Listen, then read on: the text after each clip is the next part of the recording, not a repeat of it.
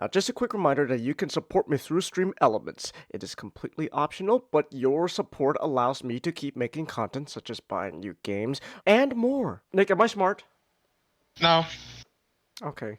Gee, Buzz! Gosh! Oh my goodness! I see what they do with the character design here with this lady. They just decided, all right, you know what?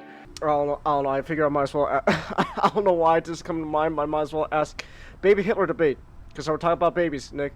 Baby Hitler debate. You gonna do it? You see Baby Hitler? You gonna take that? You gonna take the shot?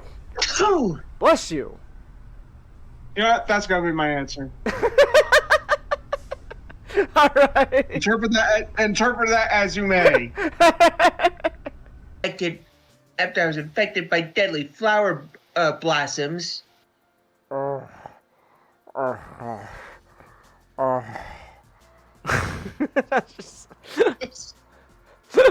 Sonic Sent a robot double me to Knothole. It would have sent the coordinates to the village's location to him, but it was destroyed first. Oh gosh. Sonic, you gotta help us! Robotics destroying everything! I'll tell you what's really destroying everything. This goddamn acid reflux going on my stomach. Oh! Someone give me some fucking Pepto-Bismol to wash out this cauldron of shit. Someone give me some fucking Pepsi or something.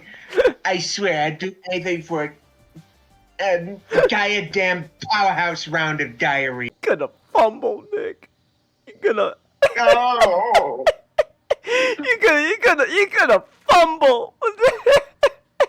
Oh. Look, man, all I'm gonna say is, okay, look, now, to be fair, Storm is with Killmonger right now, but if for whatever reason he and Storm end up together, Now as he's fumbling our relationship, he's cucking one. well, no, hold on, wait a minute, hear me out, Nick. What if Okoye dies? You can't fumble one relationship if that relationship technically gets killed off. That is true. So, What if T'Challa's the one that gets her killed? that'd be so sad. Oh. 今度はこっちから行くぜビッグブラスト Oh my gosh, he's pulling his missile out!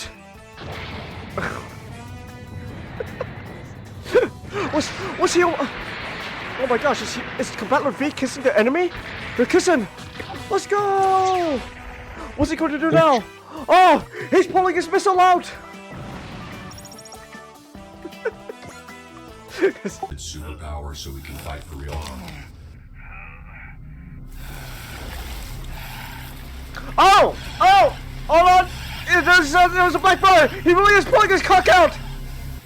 He's pulling his cock out! So you got some kind of clever supervillain there? You can call me toxic. Dude, it's fucking dangling like Quagmire!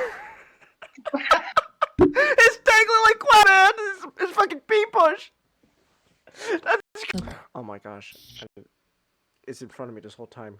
Kuro raincoat. Kuro is black. Kuroiwa. I'm not reaching. I'm not reaching there. That's not a coincidence. Oh my gosh. It was in front of me this whole time. I'm a genius. I'm so smart. Oh my gosh. Nick, am I smart? No. Okay. Do you think I'm smart, not? Well, I do think you're a savant.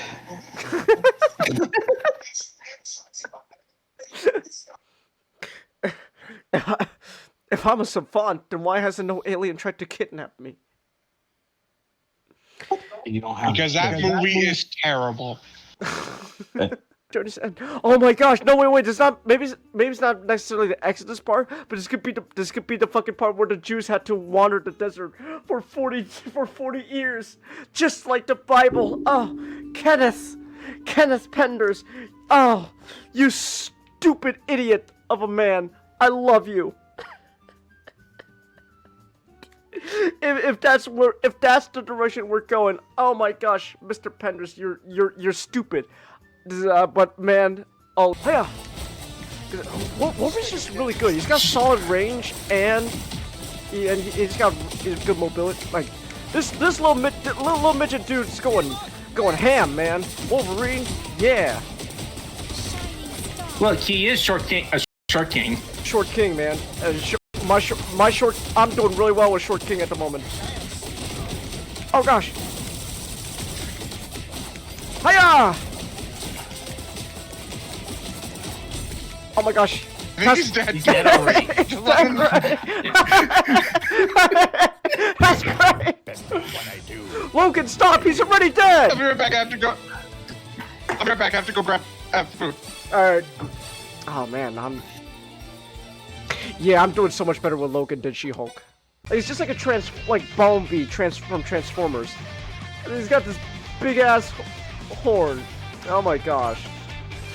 That Jaguar, they're flying at low altitude, so you should have a chance to engage. Understood. I'll give it a try. There's your chance. Damn Jet Jaguar. No more to the right. Just imagine Bumblebee having to hold like Cybertron Metroplex's fucking weapon. Oh. That'd be great. If he loses here, the world is... Jet Jaguar's the robot that will defend the peace. If he loses here, the world is doomed. Hear that, Jet Jaguar? I will rise to the challenge.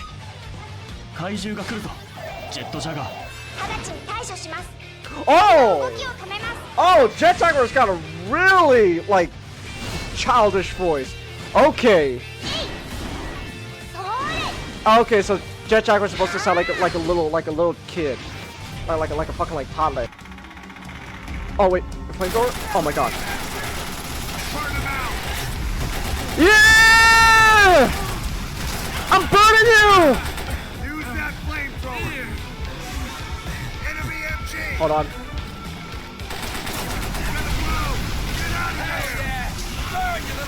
There we go.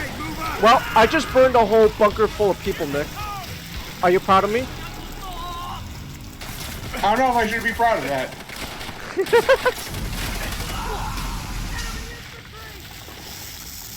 Dude, this is World War II is hardcore, man. Welcome to the team, Waterboy. Yeah. Bye, welcome to Waterboy. You too. He's cool. Oh no! Oh! Never mind. Changus. Never mind. Changus. No. Changus. No. Changus. No. Changus. He spit. That's not sanitary, Nick. That's not sanitary. Changus. His entire power is that he's emitting like pure water out of his body. No germs, just water. That's still not very sanitary. Bodo? Yeah, Bodo. They're tied up, Bodo. Not that. Anything but that. Stop it. Stop. Oh. I don't like this. That's Yeah, that's Yeah, see, that's not drawn in quarter. I think I'd rather have that. I'd rather have draw and quarter. At least. All right. Oh, off to a great start. We're starting right off the bat with them booing them off the stage. Let's go! That's great. Yeah! Let's go! Yeah! Mentally destroy her! Woo! Could Naomi be right about Fang? Did I really do this? Yes. Yes. Oh no, you bastard! Okay. You're gonna learn new characters and you're gonna like. No, I like what I have one character and I'm good at it. Why change? I call dibs on Wolverine for the rest of the game. Why change what's good? Why change when you have a good thing going? That's silly. If you're good at something, you stick with it. I'm good at Wolverine. I want to stick with him. The game all about variety. I don't care about variety. Explore. That's not how I play. Try new things and like it. No, no. Last time I tried new things, Last time I tried new things, Well, if I want to do Wolverine at some point. Well, okay, Yeah, I think. Hey Nick, you want to try out Wolverine? Yeah, I'll try Wolverine next time. Alright, fine. Fuck it. I'll try Black Panther. Here you go. My gosh. I was tracking Val extra movement of arms and ammunition around the world. That led me to an arms deal that's supposed to be happening here. That's right, Quatre. The world is going. It is time to contain.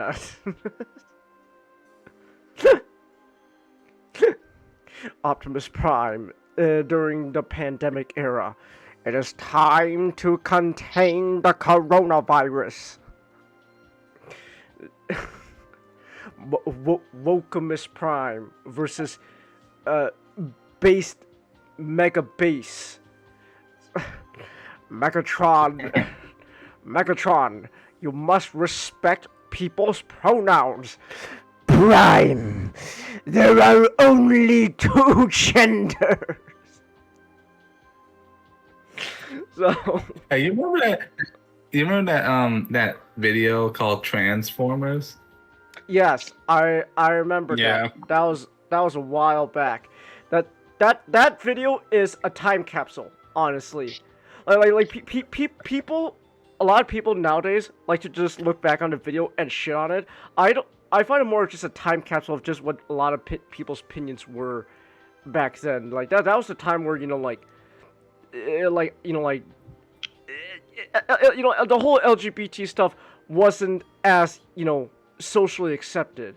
Like it was around the time where it was definitely like the height of the whole culture war shit and all that. So I remember that. Like, that was or at least the beginning of around that. It's a time capsule, man. Now 2026. It's just kind of a funny video to look back like, man, it is a time capsule of an era. That's for sure. So, but alright, I'm gonna assume we sound good. Everything looks good on my end. So, we can just. Oh, I am so scatterbrained. I don't even have my own damn Hold on. Give me 1 second. I don't even have my own thing pulled up. Oh my gosh. Hold on. Wait a minute. I don't even have my own avatar pulled up, ready to go. I am so scatterbrained because I just got a shower 5 minutes ago. So.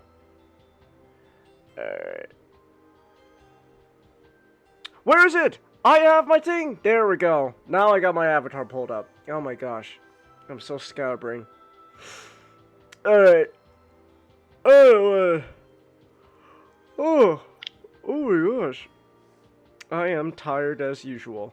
But ever since yesterday, I feel more tired than usual. So, that's awesome. But hey, it is what it is. Should I go to bed? Nah, I'm just gonna power through it. I'm just gonna power through it, and then we'll just go from there. So, yeah. Alright. Oh, my nose is also driving me nuts. I'm back to being congested again. So, awesome. It's an awesome sauce. But alright. Anyways, how we doing tonight? Comment, how you doing tonight, man? What you been up to? Nothing much. Just continuing my Resident Evil marathon. You're doing a Resident Evil marathon? Yeah, when Resident Evil 9 came out, all the Resident Evil games. You want to play all of it before you play 9? Yeah, they got it all on sale on Steam. Okay. So all the ones I'm gonna have. Okay. Revelation. Uh-huh. Yeah. Okay. Revelation. Yeah. So that's cool. I still need to play. Oh gosh, I still need to play. Was it 8? Resident Evil 8. I still need to play that one. Cause I like.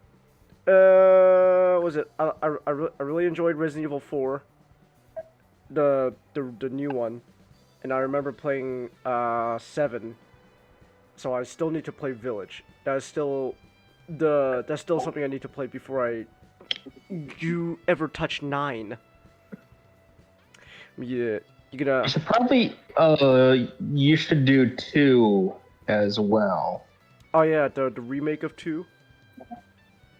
Yeah. All right. Yeah, I should probably do that too. Because it's the one that takes place in Raccoon City. Yeah. You can play 3.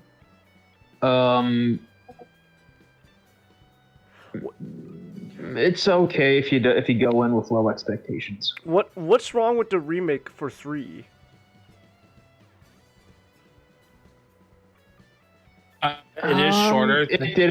It didn't have enough time in the oven. It's like it's not awful, but it's like it's very clear it's not living up to what. Yeah, I feel like the problem is. So the problem with the remake of 3 is the same with the original. It came after a remake of 2, and the same with the original 2. Oh, 3 is just not as good. And it's worse. It's awesome. 3 is supposed to be very good. The original. It's very good, but in comparison to 2. So like 2, think about like 1 and 2 as like best early survival horrors. And then 3 comes out, and it's like, yeah, it's good. It had potential, but didn't get just didn't reach the same peaks. Wasn't in the oven long enough. Wasn't in the oven long enough, and then remake, same thing, except it's worse because the remake, it's a remake. They have the opportunities to look at what can be fixed, right? Oh, yeah. Nick. Hey. How does it go? For my issues with 3, I think it can go down to 4 categories. Okay. I don't like their portrayal of Jill. Okay. I don't like their portrayal of Nemesis. All right. It's clear it was made by the B team and it didn't have enough time in the oven. And they cut out a lot, and from what I understand, they cut out a lot of stuff. Okay. In my opinion, it kind of feel like it should have been just like a DLC for 2 at a lower price than when they were selling it. Hold on, is it just a curse then to make a remake of a third game in a series? Because it sounds like I don't know how negative response it is, but it sounds similar to how a lot of people had such a huge negative response to the remake of Yakuza 3, the new Kiwami 3 game that came out this year. It sounds similar, like people are like, I don't like it. So like, is it just when you remake a third game, it's just cursed for people to not really like it? Because that would kind of suck, honestly. So that's why Valve will never make a third game, so that third game can never receive a remake. You will never see. Well, yeah, because there will never be. And also the fact that there's no way that they will ever make a third game that lives either meets or excels expectations. Half-Life. I think it's been so long. I think if they release anything, it's going to be so long from as long as they make it good. It's been so long from the fact that the expectations have died down. But okay, I think I don't know about that because I think like if they ever make Half-Life 3, right? Like that's kind of like the main example. right? With Valve, like if they make if they make Half-Life, actually do it too. They could, but I feel like with Half-Life 3, I think even if it is like objectively better than the second one, I think people's like nostalgia and expectation of the second game and expectation for the third is still gonna like bog down the Half-Life 3. They're gonna go. I don't know. I don't think so. Not. Yeah, 10 years ago, yes. Not today. I think it's been too long. Not to mention, there's so much crap nowadays that if it's remotely good, people will give it praise. It's just a different time and a different environment. I also it's pretty plausible they might actually go for Half-Life 3 since they did make Half-Life Alyx a few years back. Yeah, like that's it's true. it's like if you're pulling out the IP, it's you might be gearing up for something. So, yeah. Oh, was it? Pardon? MVP as Luna Snow. Oh, nice. Okay. Nice. Very cool. It was like a tough match. My team was full of dive, and I was a lifeline, and we lost the first match, but then we came back. So. Okay.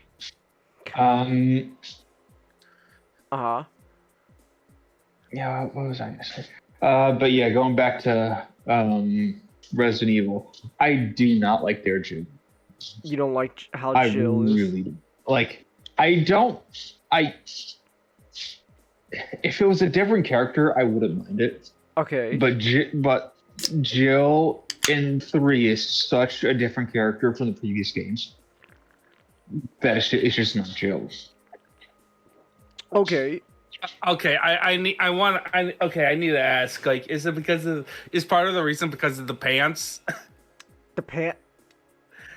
Oh, I remember the pants controversy. It is, but it's secondary. Besides, I never even played it with the pants. I got the deals. I used the you got the deal that made it look like you got the alt skin. That like if you're gonna play 3, shorts. Play it with the costume with the. It's not a skirt. I think it's supposed to be like. Isn't it like one of those shorts that mimics the skirt? But if you do it, play it with that because it's so much better than the pants. But like the pants is kind of it's not good, but I always played it with the original 3 outfit, so it's barely registers in my mind. But like the facial design, like it's completely different from Julia Voth or the Bosnian actress from Revelations. Okay. Like they should have gotten an actress who resembles the previous portrayals of Jill. The one they got is just it's just that it's like they just picked a random white chick off the street. It's like, hey, she's white. Jill's white. Jill's white. That should work. It's kind of funny. In fact. Yeah. And back when they did the live action segments for the original Resident Evil in the 90s, they got the actors together who were in the live action trailer and stuff. And they pretty much said, so how do they choose you for this role? Oh, they just found us on the street. They just found us on the street. It was isn't that for like the Japanese like the wasn't that for like the original live action? Wouldn't they be just getting like any wouldn't they be made in Japan, so they're like just getting any random American street? Well, no, they were actors. They just chose a random It's like you know. Oh, he's white. He's from America. He's Get white. him. Yeah. Random he's- white he's- man. Did you know that? He's white. He's an actor. He's from America. Let's bring him in. Did you know that George Romero directed a Resident Evil 2 trailer? Yeah.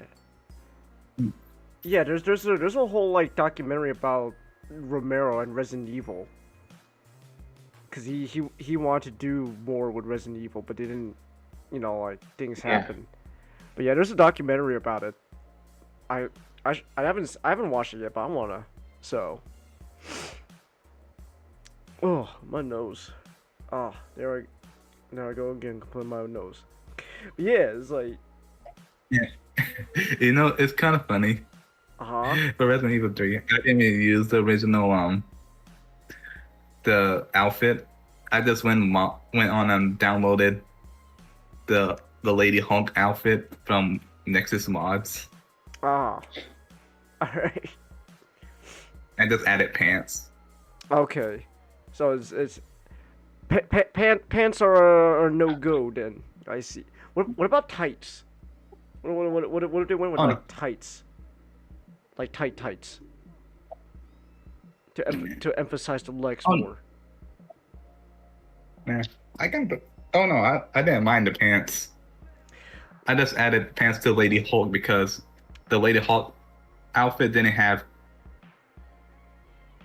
like, okay, like the main issue with Jill's design in the remake is that it's pretty much the same design as the Tomb Raider reboot. It was like, for some reason, there was this time where they think, okay, we need to make a white brunette character design. Hey, this is the template. We have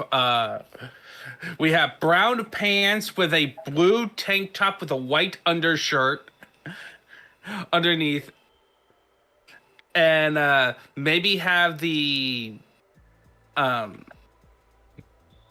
but it worked though for Tomb Raider. Yeah, it's just like that Capcom copied the homework. Oh, that's the problem. It's like, hey, can we copy? Can we copy your homework? Yeah, just add some difference so that way the teachers don't catch us. Okay, you got it. You know, once I think about it, in my opinion, I think for Resident Evil 3 Jill, she should have just wore her STARS outfit minus the shoulder pads, because I'm pretty sure she'll probably have some in her closet. Oh, actually, speaking of Tomb Raider, when is that new game supposed to come out again? Like, I remember they were teasing it, right? They showed off like trailers and stuff back like when the Game Awards and stuff like that, or I wanted to showcase. I think it's next year. Next year? Hold on, because I remember like there's because I know there's supposed to be like a new game coming out soon. Yeah, they're doing a remake and a brand new game. Oh yeah, that's right. There had two Tomb Raiders remake. That's so weird. What? Well, it's not weird, but it's just really, I guess, more fascinating. It's like, hey, we got two Tomb Raider games to look forward to. It's like, oh, okay. All right. They are just. It's because Amazon. These are the games that are Amazon. Amazon brands. So this is probably them just saying, this is our plans to see if we can have our vision of what Tomb Raider is gonna be like. Okay. And maybe trying to get some goodwill. So you get a remake of a classic Tomb Raider game that is not the original. But then you're getting. But then you have. Then you have like a brand new game with the design aesthetics more like the original than the reboot series. So I think that's just really fascinating. We got, damn Amazon, how come you get to have two Tomb Raider games? Meanwhile, I don't know. I don't know, Resident Evil, they only got one. Well, I guess to be fair though, like Resident Evil 9 is kind of like 2 games in one, considering you got like 2 different game styles happening at the same time. So you know what, Capcom, you get a little bit of leeway with Resident Evil 9. You get a little leeway there because like 9 is kind of like 2 games in one, and then I don't know I don't know. Is there any like Marvel game coming out this year that I should be aware of, or no? Hopefully with Marvel 1943. Oh yeah, that's right. Is that still happening? Yeah, it got delayed. It got delayed. We don't know what. Of course, it got delayed. Man, it's like what happened when the James Bond game got announced. Like we have like so much time, and then finally they announced the game, and then they delayed it one time. And delayed it. But at least they're showing stuff. Like we got like the new song. Isn't there like a playable demo, right, for people? So like I don't know. You don't know? Okay. But like I haven't been I've been just waiting for the game to come out. But like so I can play it. So but like that's like the AAA game I'm picking up. I guess what I'm saying is like is 1943 still happening, or is Marvel just putting all their eggs in Rivals at this point? I don't know. Because it's not a massive multiplayer game. It's a single player game, and it's a console game. It's like console game. That means when it eventually comes onto PC, it's gonna be like 200 gigabytes. Yeah. And I know for a fact it's gonna be over 200 gigabytes because I know it's using like Unreal Engine 5. It's like, ooh, Unreal Engine.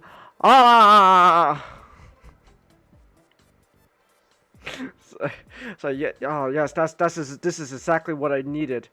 The Unreal Engine 5 used in my Marvel game.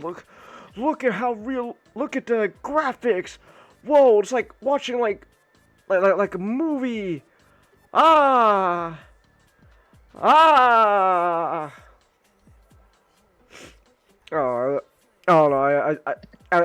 At this point, I guess, right? It's like, might as well just dedicate everything to Rivals at this point. That seems like to be the one thing that like everyone likes when it comes to Marvel at this point, game-wise. So, which I guess is a good segue, right? Because we got. I'm sure we got a lot of stuff we want to talk about, and I am playing Rivals. You are playing now, so that is true. And I was paid.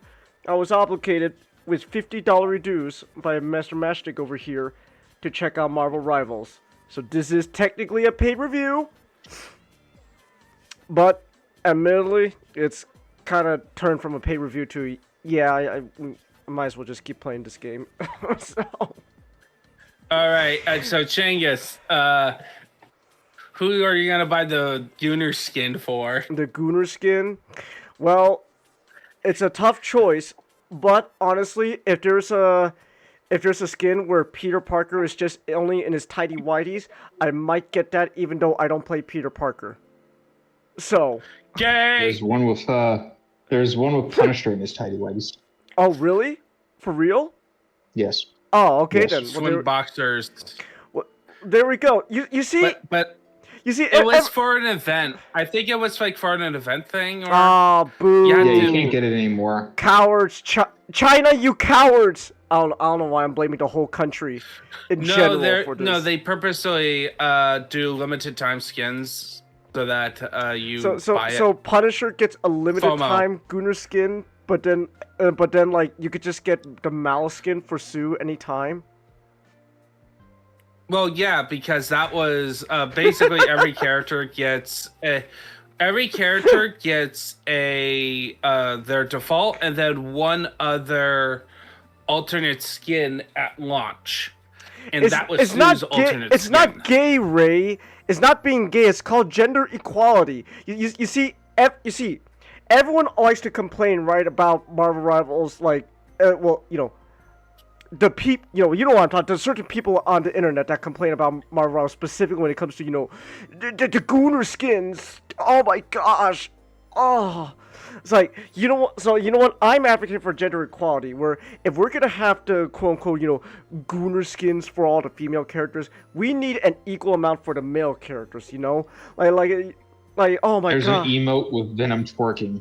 Yeah, but that's not enough. Like, I'm talking about, like, we need like we need like an Iron Man skin, Tony Stark, where he's in like a thong, pretty much. That's what we need to equal things out. Like, oh my gosh, wow, Emma Frost, your thighs are huge. She got a great ass. Oh, so you know what we need? We need to equal things out. You know, I want you know, you know Steve Rogers, Captain America. Get him in like, you know, like a skin tight outfit where like his muscles and everything is bulging, including his bulge, and we've evened the playing field. Now we got gender equality of gooning. So That's Marvel Rivals. Well, there you go. I Both guess genders, like, I guess have you the seen point the ridiculousness of their outfits? I guess the point is then that no one can be pleased at the end of the day. People are just gonna keep complaining.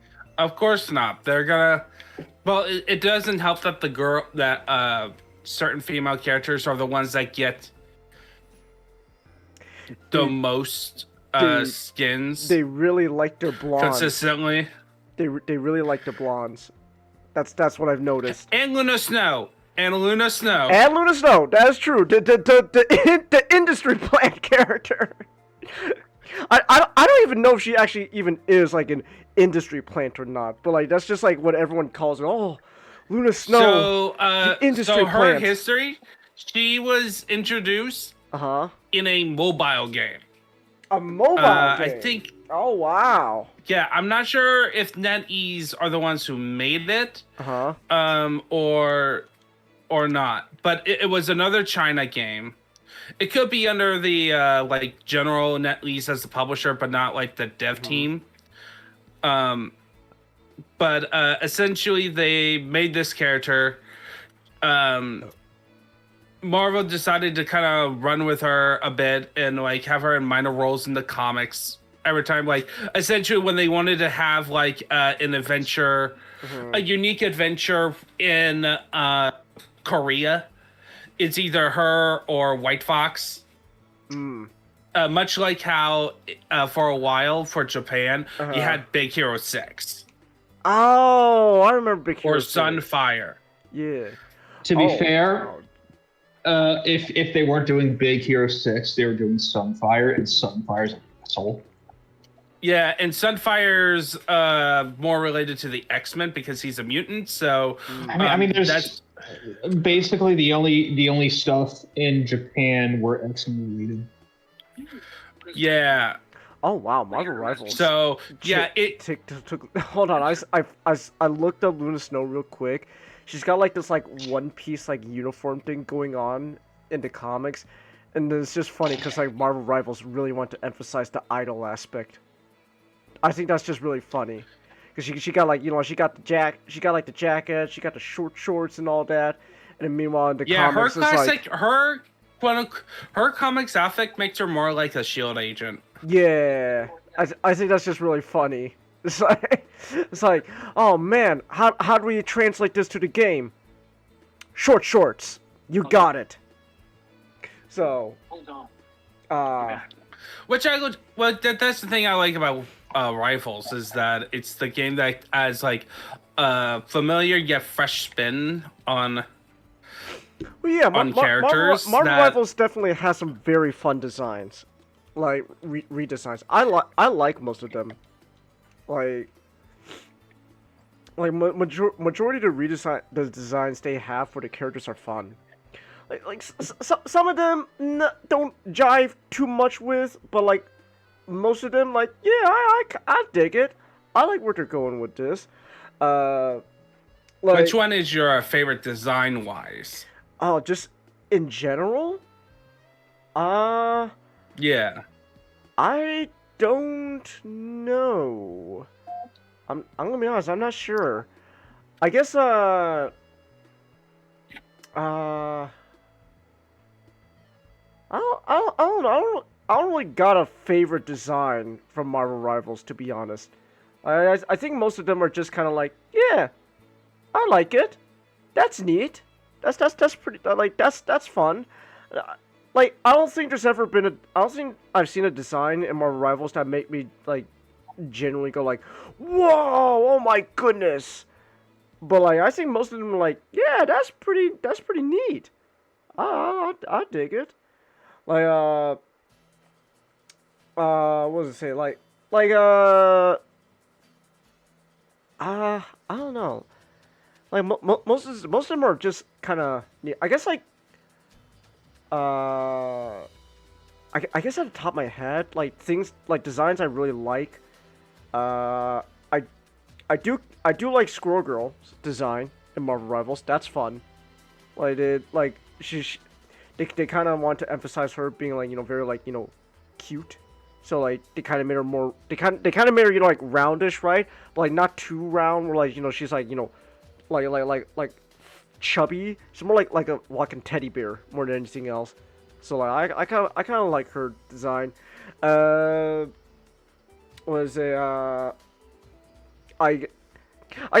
guess I kind of do like Venom in Marvel Rivals, but that's just mostly because I find it funny more than anything else. Because like it's just funny to think that's not the that's not the symbiote. That's just Eddie himself. He's just that big for some reason. Why is Eddie Brock like a 7-foot monster in as just a normal human being? What the hell? That symbiote does like that symbiote's like adding like maybe like a centimeter to his overall height. My goodness, Eddie. So I think that's really funny. He's been eating chicken, broccoli, and rice. Exactly. Crap, he's been eating. Everything good?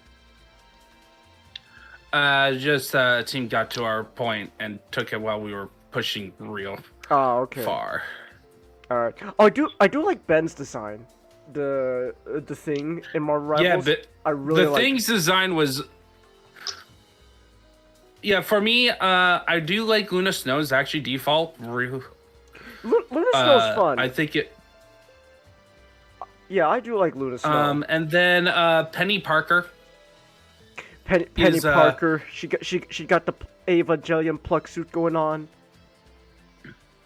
Which then has like one of her alternate skin is literally her becoming a Kamen Rider. Hold on. I can't believe it's the olive green one. You just made him. You just made him Spider-Man. Hold on. Wait a minute. I don't think I've seen this alternate skin. Give me 1 second. I don't want to use Google Lens. Google. Gosh, stop telling me to use Google Lens. I don't want to. Okay, hold on. What are we working with? Olive Skimmer. Let me look at this. Let me see.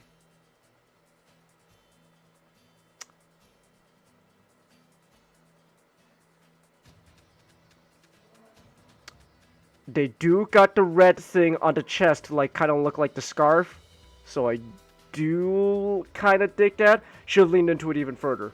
That's what I say. Well, it's a recolors. So yeah, it's a recolor. It's not a.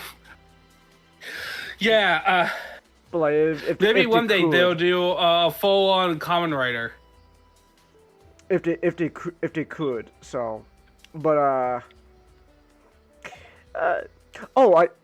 do like the new one that came out though for Penny, like the Scarecrow look thing, with like the Coraline button eyes going on. I do like that. That's fun. So, but yeah, Penny's cool. okay. So I like Penny's design, but like Penny kind of falls under the sort of thing where I look at the design and I just go, that's just Diva from Overwatch, 100%, just ripped straight into Marvel Rivals. But they, they added like a spider cosmetic over her to like make sure we don't copy the homework too much. Like Black Widow, that's just Widowmaker from Overwatch, just ripped straight out of the game into Marvel Rivals, like just straight up, and I think that's just funny. So, but yeah, anyways, I've just been talking so much about like the looks of the game, like cosmetics and stuff.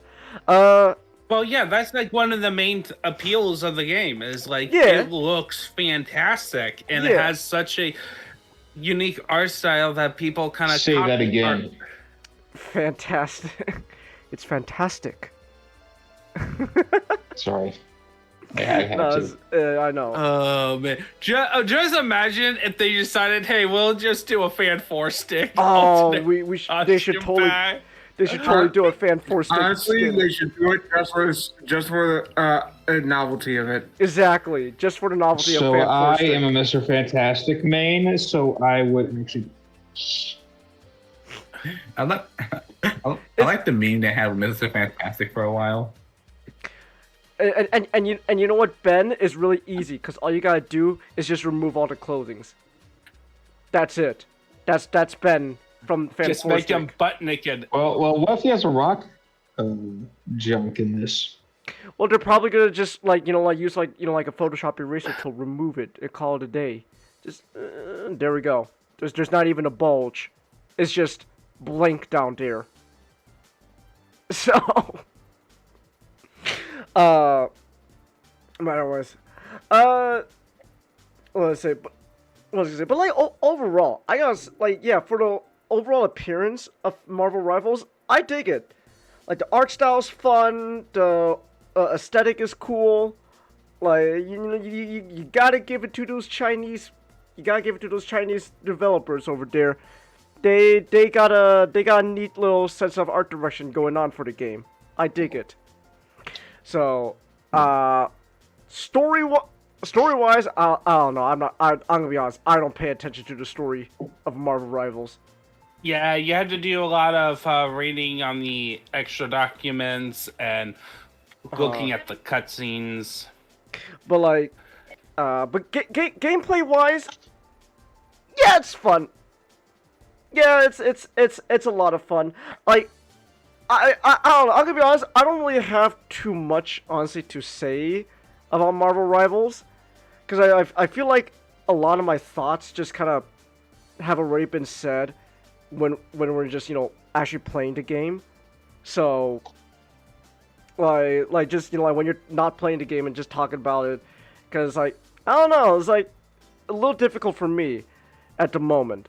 Like I don't necessarily got as much criticisms as like you guys. To be fair, like Matchstick and Ninjato, you guys were like playing the game like way before I even picked it up, so you know way more about what's going on in the ins and out with Marvel Rivals, and like some criticisms, like I don't know, I don't really feel like playing Peter anytime soon, so I don't know if if that's a genuine criticism to say like, oh my gosh, Peter's just way too difficult to play. My goodness.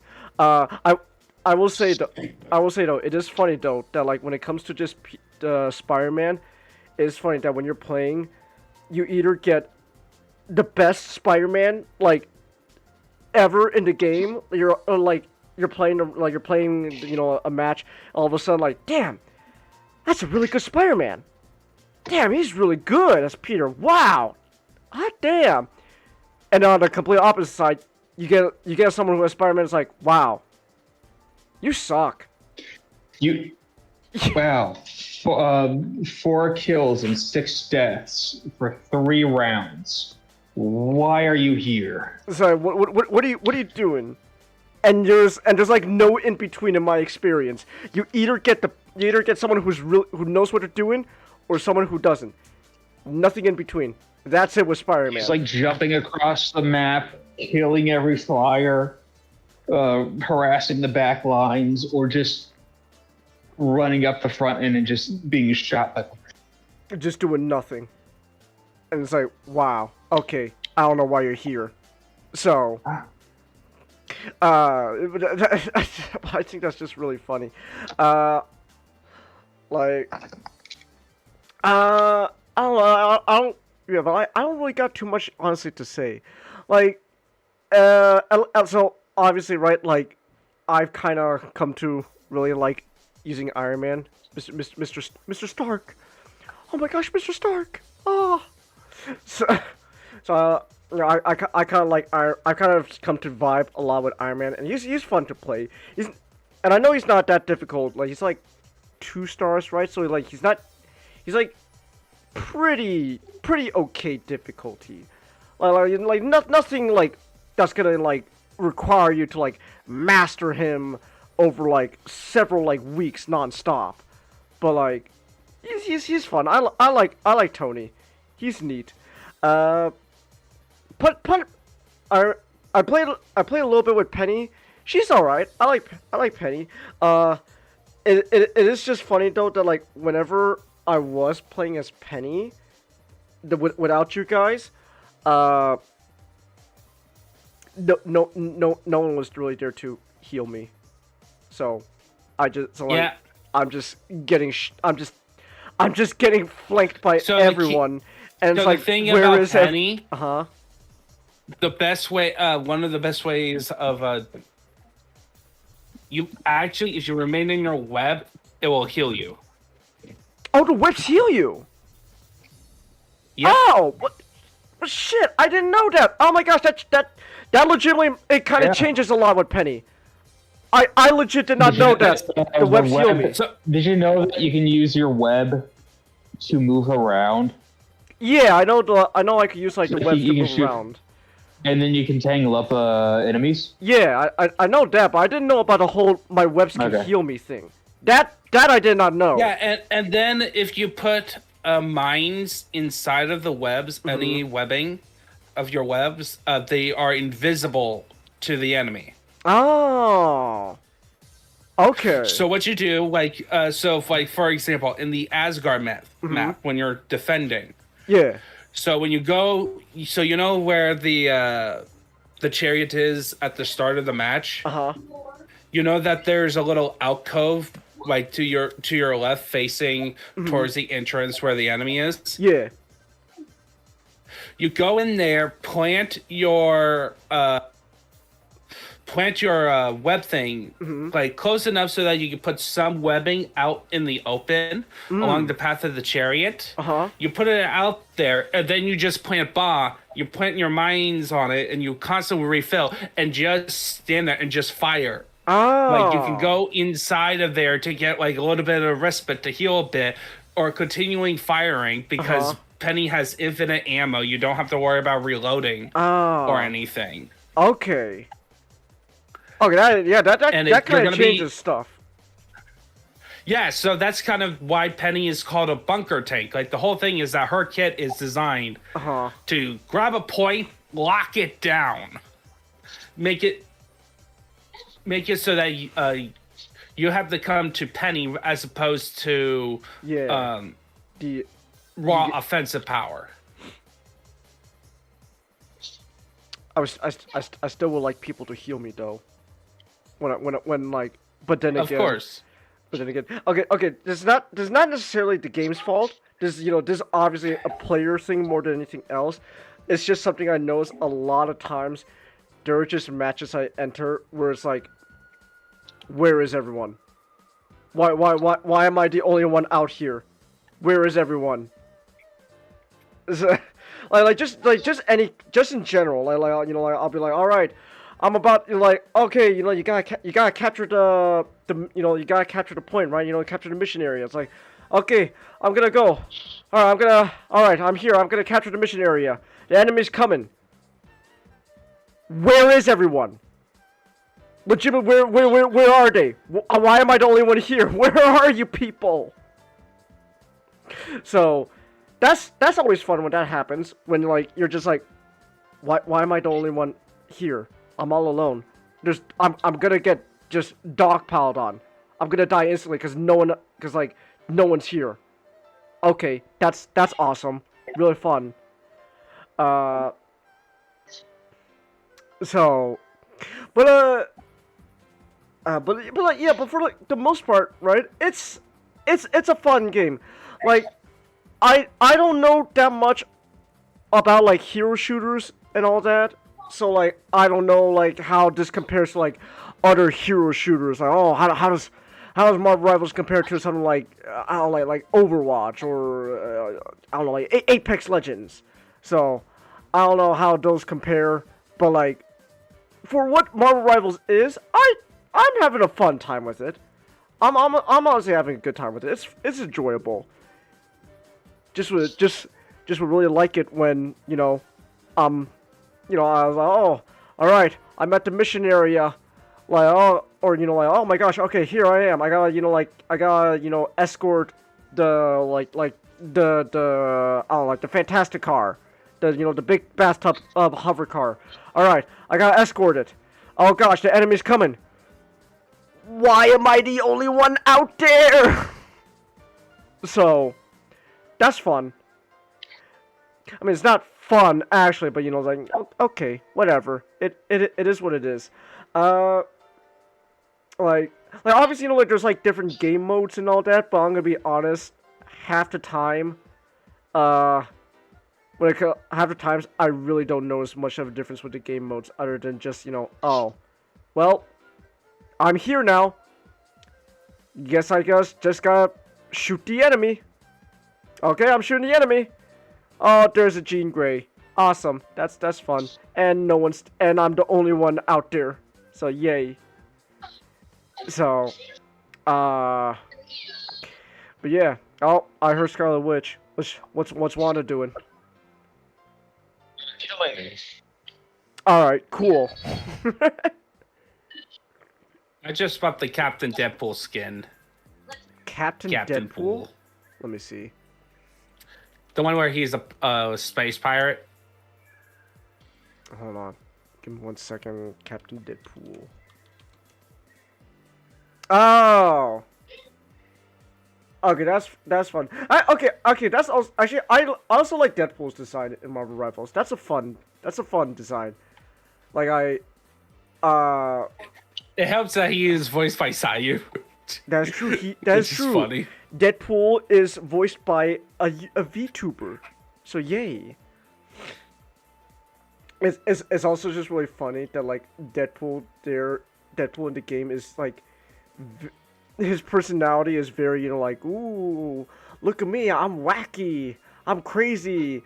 Oh, look at me, I'm making like sex jokes and all that. It's like it's just funny because like, wait. No amount of sex jokes is gonna hide the fact that you are the most depressing man I've ever met. My gosh.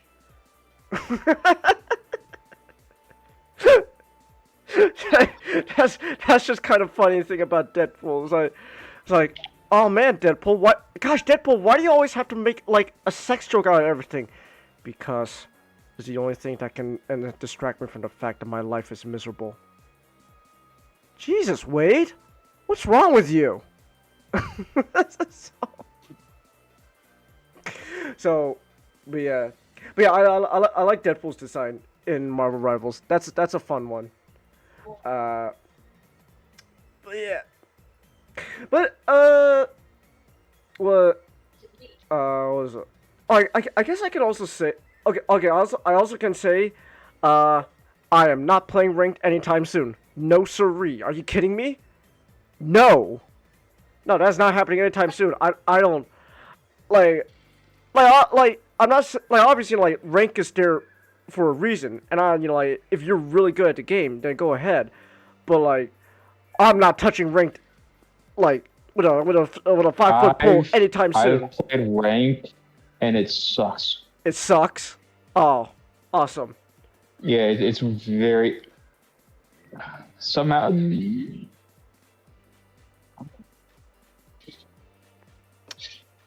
Like, I don't know I also don't know how exactly like like the ranking works in Marvel Rivals. Like is is it like is it a case where like it's really easy to just keep going down the ranks, while like like you gotta like stay on the game 24/7 if you want to like keep your top position. No, once you get to silver, you're basically there. It will just stop it at silver. Oh, okay. If you get the gold and you stop there, and you go to another season, they'll put you back to silver. Oh, okay. All right. Yeah. So I don't know what yeah. So I'm not sure what goes on in rank, but hey, if you're like legitimately good at the game, then go ahead. I said go ahead twice in a row, like I'm fucking like a broken record, like I'm an Echo from Ben 10. It's like, I don't know. Echo is great. Go to Ben 10 Alien. Love Echo. So. Yeah. Oh yeah. He sound like. Oh yeah. He looked like and sounded like an Animaniac. An Animaniac? Where do Animaniacs come from, Comet? The voice actor. Hold on. But no, I think no, never mind. I'm thinking of the other guy. Hold on. Echo. Ditto. I was thinking about Ditto. Sorry.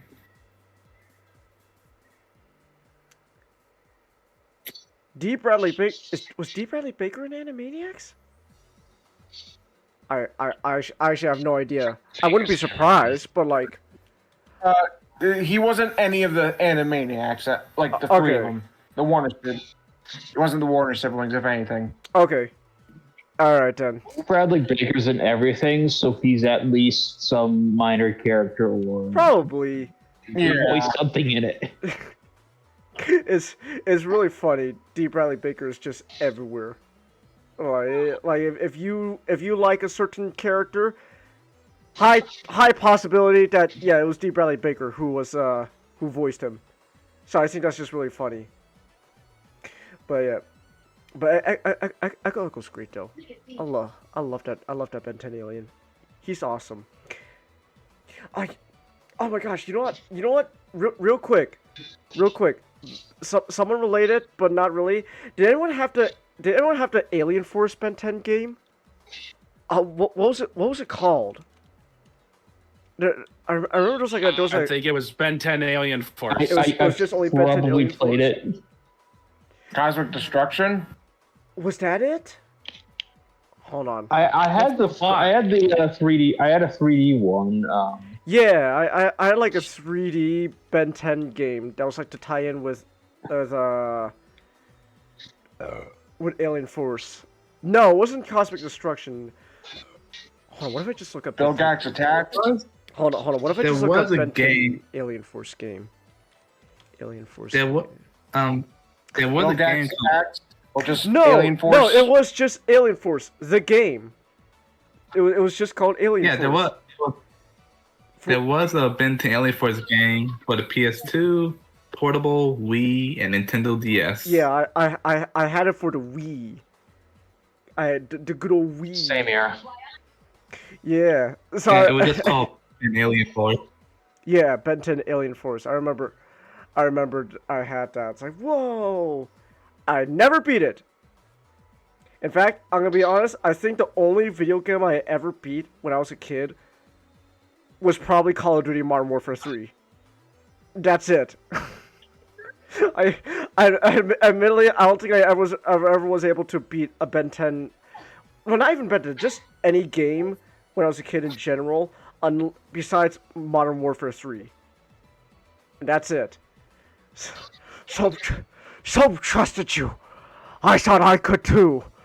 So why in bloody hell does Makarov know you?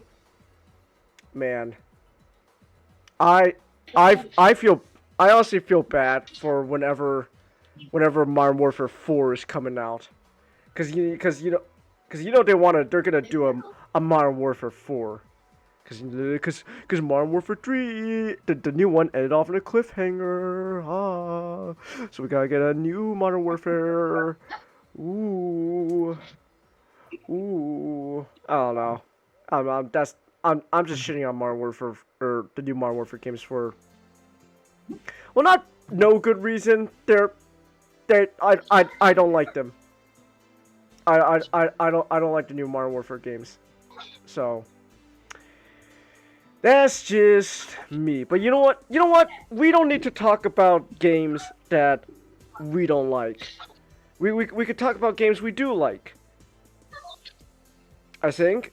I don't know. Should I like the new? Should I like Resident Evil Zero Comet? Is that a good one, or is that one? Yeah. Or is that one I should hate? Oh, it's good. It's good. Okay. Tell us then. What's the dealio with Resident Evil Zero? What's going on there, man? Oh, it's a prequel to Resident Evil 1. Okay. That follows Rebecca Chambers. And look, isn't she Wesker's private pictures in the in the book in 9? Wesker, what's going on with you, man? Yes, if those don't know, if you click on his desk in Resident Evil 2 99 times, you'll find a photo. For some reason, he has a photo of Rebecca in a basketball outfit. Wow. Okay, Wesker. All right, buddy. Calm down, man. Totally a normal thing. Totally not weird. Of course, it's a very normal thing. You have a picture of a girl in her basketball outfit just on your desk. Of course. Holding a basketball. Exactly. On the ground. Yes. Yeah. Yes. Totally normal. Look, man. Wesker's a very interesting individual, but like, he's dead. So you know what? It's okay. It's alright. He's dead, so we don't need to worry about Wesker anymore. That's what you think. That dude in 9 is obviously not Wesker. That's like a clone or some shit, right? So like it's not Wesker. Yeah, it's gotta be like a clone. That's not Wesker. His name's Zeno. Zeno. Yeah, but yes, essentially Resident Evil is a prequel that shows what happened to Bravo team before Alpha team came along. All right. What's the and essentially the main characters are Rebecca Chambers and a convict named Billy Cohen, who was used he was used as a scapegoat for a massacre when he was in the Marines. Okay.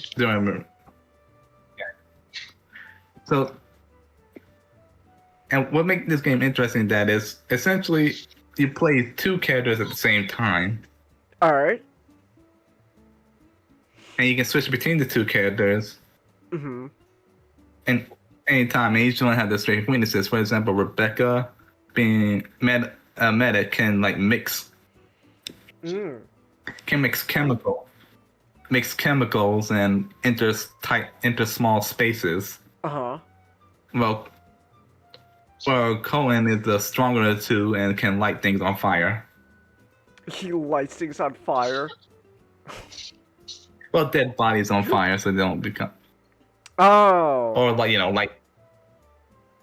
bodies or like. Yeah, so it'll come back as what are they called? Blister heads, right? Crimson heads. Crimson heads. Yeah. Or like candles and such. All right. And he's the strongest of the two, so he can move heavy objects. All right. And you could just do this anytime you want, like in the middle of a game. Yes, but there'll be certain points where the two get separated because you gotta solve like a puzzle. Like first, and the objective is like to meet back up with each other Alright. Like Rebecca, like there's this one area where Rebecca is the only one that can enter a crate attached to a crane. So Billy activates the crane, send Rebecca to one side of side of the building, and the job of Rebecca is to reconnect with Billy and unlock the door that's locked from the other side, and such. You know, similar things like that. Now, and Zero also, and what I really like is like it shows like how everything fell apart. How like the outbreak happened at the mansion. Oh, okay. It was all one big revenge plot by Marcus. By one of the founders of Umbrella. Oh, that Spencer's trying to get rid of. So he was really obsessed with leeches. Leeches? Because he used leech DNA to make the T-virus. What the hell? Yeah, that's how the T-virus is. He just spliced leech DNA into the progenitor virus and created T-virus. What is wrong with these umbrella? Okay, you know what? Don't answer that question. There's a lot wrong with these umbrella people, but like, gosh. Now, and the funny thing is, he survived because the leeches viewed him as daddy, as their dad, because they feed him. So when he got shot, when he ordered to kill, when he got betrayed, and Wesker and Birkin took care of him. Okay. He the leeches saved him, and essentially assimilated him. All right. So he essentially became the leeches. Ah. Okay then. Yeah. Yeah, there's a lot wrong with these umbrella people. So. Yeah. So from then on, he just caused the outbreak at the mansion, and this caused. Yeah, it's for revenge. Revenge. Then once I get my. Yeah. Well, on who? Umbrella, because Spencer was the one that tried to kill, sent the hit on him. Oh. Okay. So that's why he unleashed the T-virus. Yeah. Okay. Then once, and and Rebecca and Billy go through all these, solve puzzles, and put like all these pieces together, and defeat. Then boss defeat Marcus. And what I find funny about this is that Resident Evil 0 kind of do some plot holes.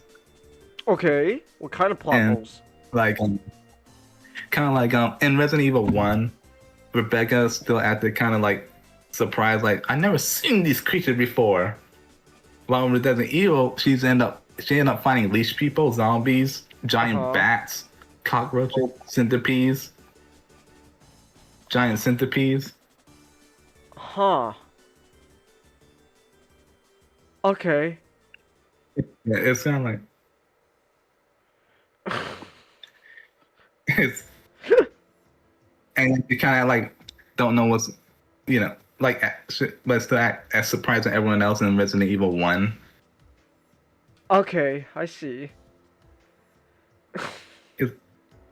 And of course it's like, and of course also like notes about Umbrella things all over what Umbrella been doing all over the place in Zero. Yeah, she doesn't know if Umbrella was responsible in 1. Okay. So it's like, yeah. Yeah, anything about the development of this game? Another interesting about the development of this game was originally for the Nintendo 64. Oh, all right. To take advantage of like some new memory technology. All right. But it was. Yes. and it was a completely different game originally. It was originally supposed to take inspiration from, to be more like this thing called Sweet Home. Sweet Home? I don't know what that is. It was an old role-playing game from 1989. Yeah, it's a kind of. It was a horror RPG. Oh wow! What the hell? Okay. All right then. Very interesting. Okay, so they want. So it's gonna be a very different game. What happened? Why they change it? The Nintendo 64 went kaput. Oh, okay. Sorry, Nintendo. So this.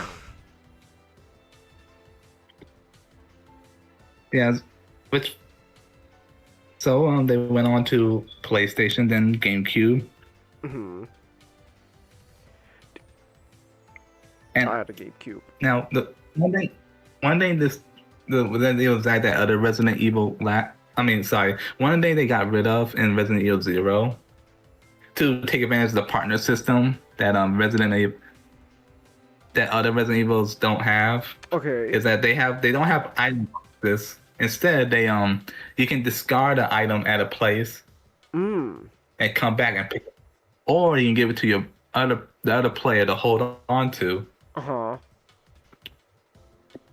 And go on and essentially use the other guy, your other character as a pack mule.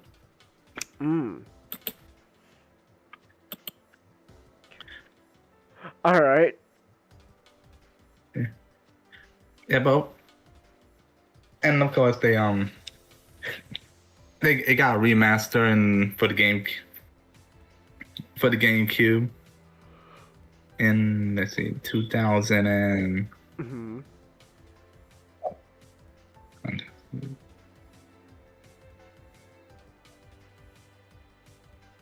So in like the mid 2000s. Yeah, but overall, it's a fun game. It does follow the standard Resident Evil game play. Don't.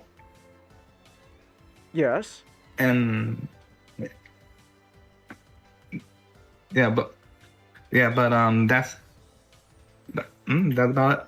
about it. The story is all right, though it's kind of. I will admit, it's kind of felt the game. It's not bad, but at times kind of feel unneeded. So. Okay, so are you saying Resident Evil 0 doesn't really add anything to overall grand thing? Yeah, it's nice to know what happened, but it kind of the way the story set is gonna feel like it's unneeded because it doesn't really add on to Resident. It does explain what happened to Bravo team, but like I said before, like Rebecca faced all these things before the mansion. Well, actually, I was so surprised when he got in the mansion. Oh, okay. So it's like a story thing. Okay. Yeah, it's kind of like it kind of be nice when they remastered Resident Evil 1, they kind of added little bits and pieces that hinted at 0. Like maybe Rebecca did like a dialogue. Ah. All right. You know, maybe like a one-off dialogue. Like saying like, "Oh no, not again." And of course, we never see Billy Cohen ever again. Oh, he was only exclusive to this game? Yeah, yeah, it's because officially he's pronounced dead. Oh, so he just died. Okay, awesome. No, officially, no. In game, he officially is pronounced dead. Oh. He just ran away. Okay, you just ran away. Okay. Yeah, Rebecca just let him go.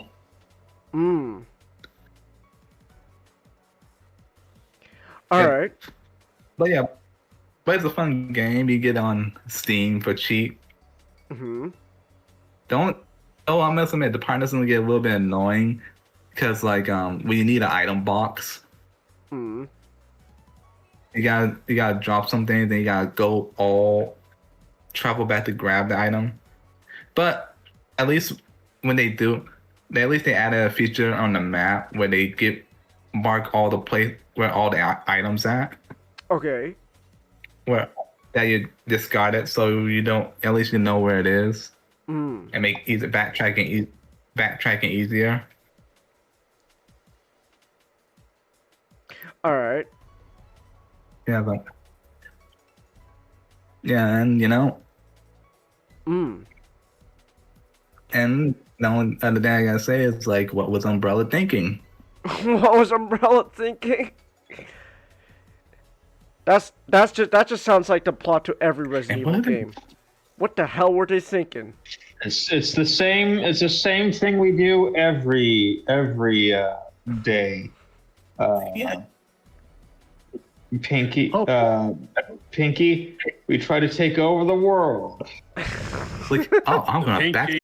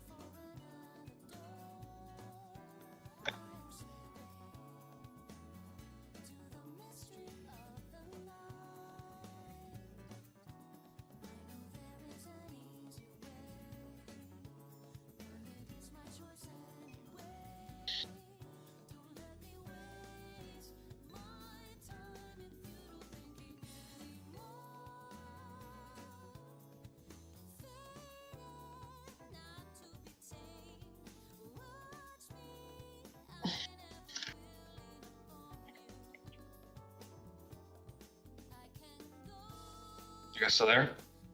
Yeah, I'm here. Yeah, I'm still here. I thought we went offline.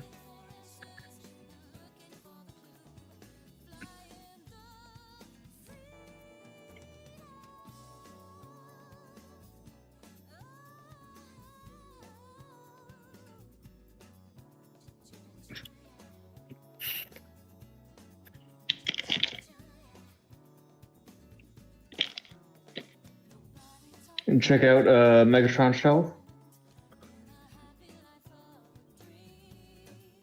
Is it Megatron Shell? Oh.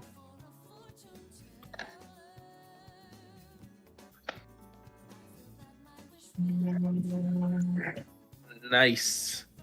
Nice and nice for Rathian.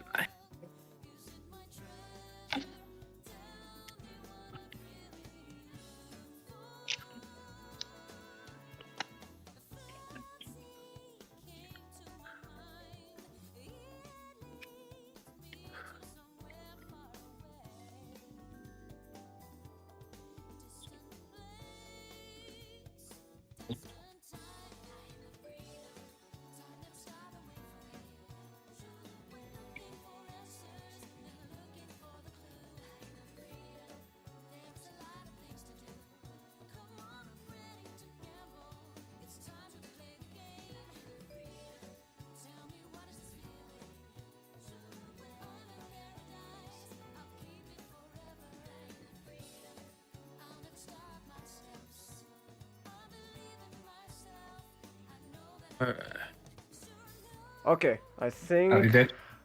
I think I'm good. Are we back? Is it my connection still good? Okay. Yep. All right. so- Yeah, my internet's having Yeah. some issues. I don't like that. Ooh. Yeah. it's like correction on earlier. Okay. They didn't put on the 64 because the data would not fit on the cartridge. Oh, it was too big for the Nintendo 64. Yeah. Okay. So that was a couple fun facts when they put on the GameCube, they had to redo all the models. Oh. And also in the meantime, as they redid all the models, they also added more CGI videos to take advantage of the result increased memory capacity. Okay. And the voice acting was re-recorded. Re-recorded. All right. And yeah, and originally, either both characters, one of the characters can die permanently. All right. Permanently, but they scrapped that because if Rebecca dies, it ruins the canon. Oh, okay. So. And there would probably like a friend of foe system for Billy. He was supposed to be a more ambiguous character. All right. Also, Rebecca was supposed to have originally supposed to have a shorter pads and a beret. I think she would look good with a beret and a shorter pants. I wish they could that. I also like I find funny that this for the leeches sound, the sound that the leeches make in game. They just cooked hamburger. Hamburger. Yes, they just cooked some hamburger with a microphone. But yeah, but that's about it. And I just chalk up a lot of this silliness. Is just the founders Umbrella and Spencer being high on drugs and eugenics. Eugenics, let's go! Woo! Yeah! Oh my goodness. I mean, am I? It's Umbrella comic. There are a bunch of assholes creating a new viral bioweapon every other day. Like, I just like that. Funny. I just like that Twitter, that X meme, where it's like there's a scientist would be like, we created this new super thing that won't escape because we have all these protocols. Then you read, then that that journal section, and the next journal section is it escaped. It escaped.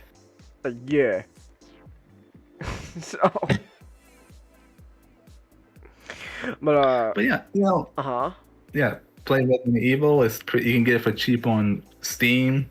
Oh, let me check. You can get it for about Resident Evil 0. How much is it? Wait, hold on. I got Steam myself. I can look it up too. $20 for 0? Yeah. Wait, why? Hold on. Why is it not showing up on my?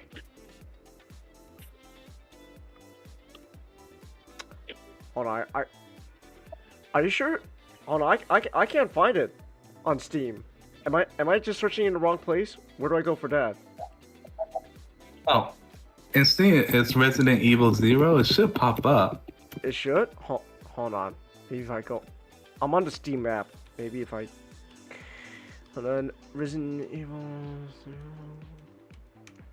0... Oh, because it's under the number 0.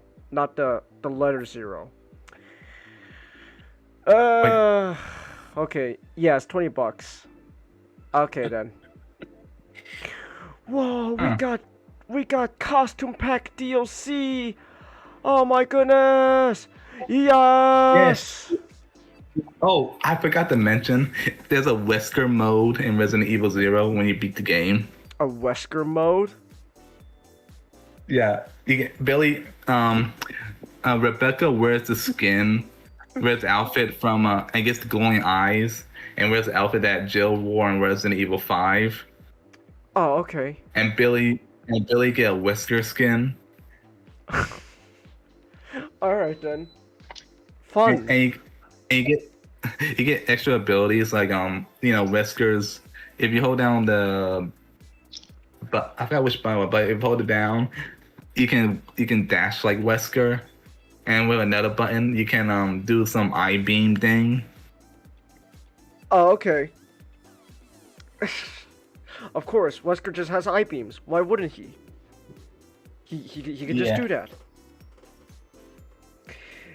Yes. And one of the custom packs, you can get Rebecca's basketball outfit. Let's Yay! go! The basketball outfit! Now you too can take a picture just like Wesker and put it on your desk. Huh.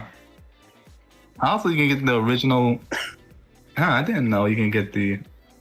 Mm-hmm. Yeah, you can also get the original, the initial design for Rebecca too, for Resident Evil. Oh, okay. So, yeah. Yeah. Huh. That's it. But yeah. Yeah, it's a fun game. Play it. Uh-huh. If you want to complete your collection.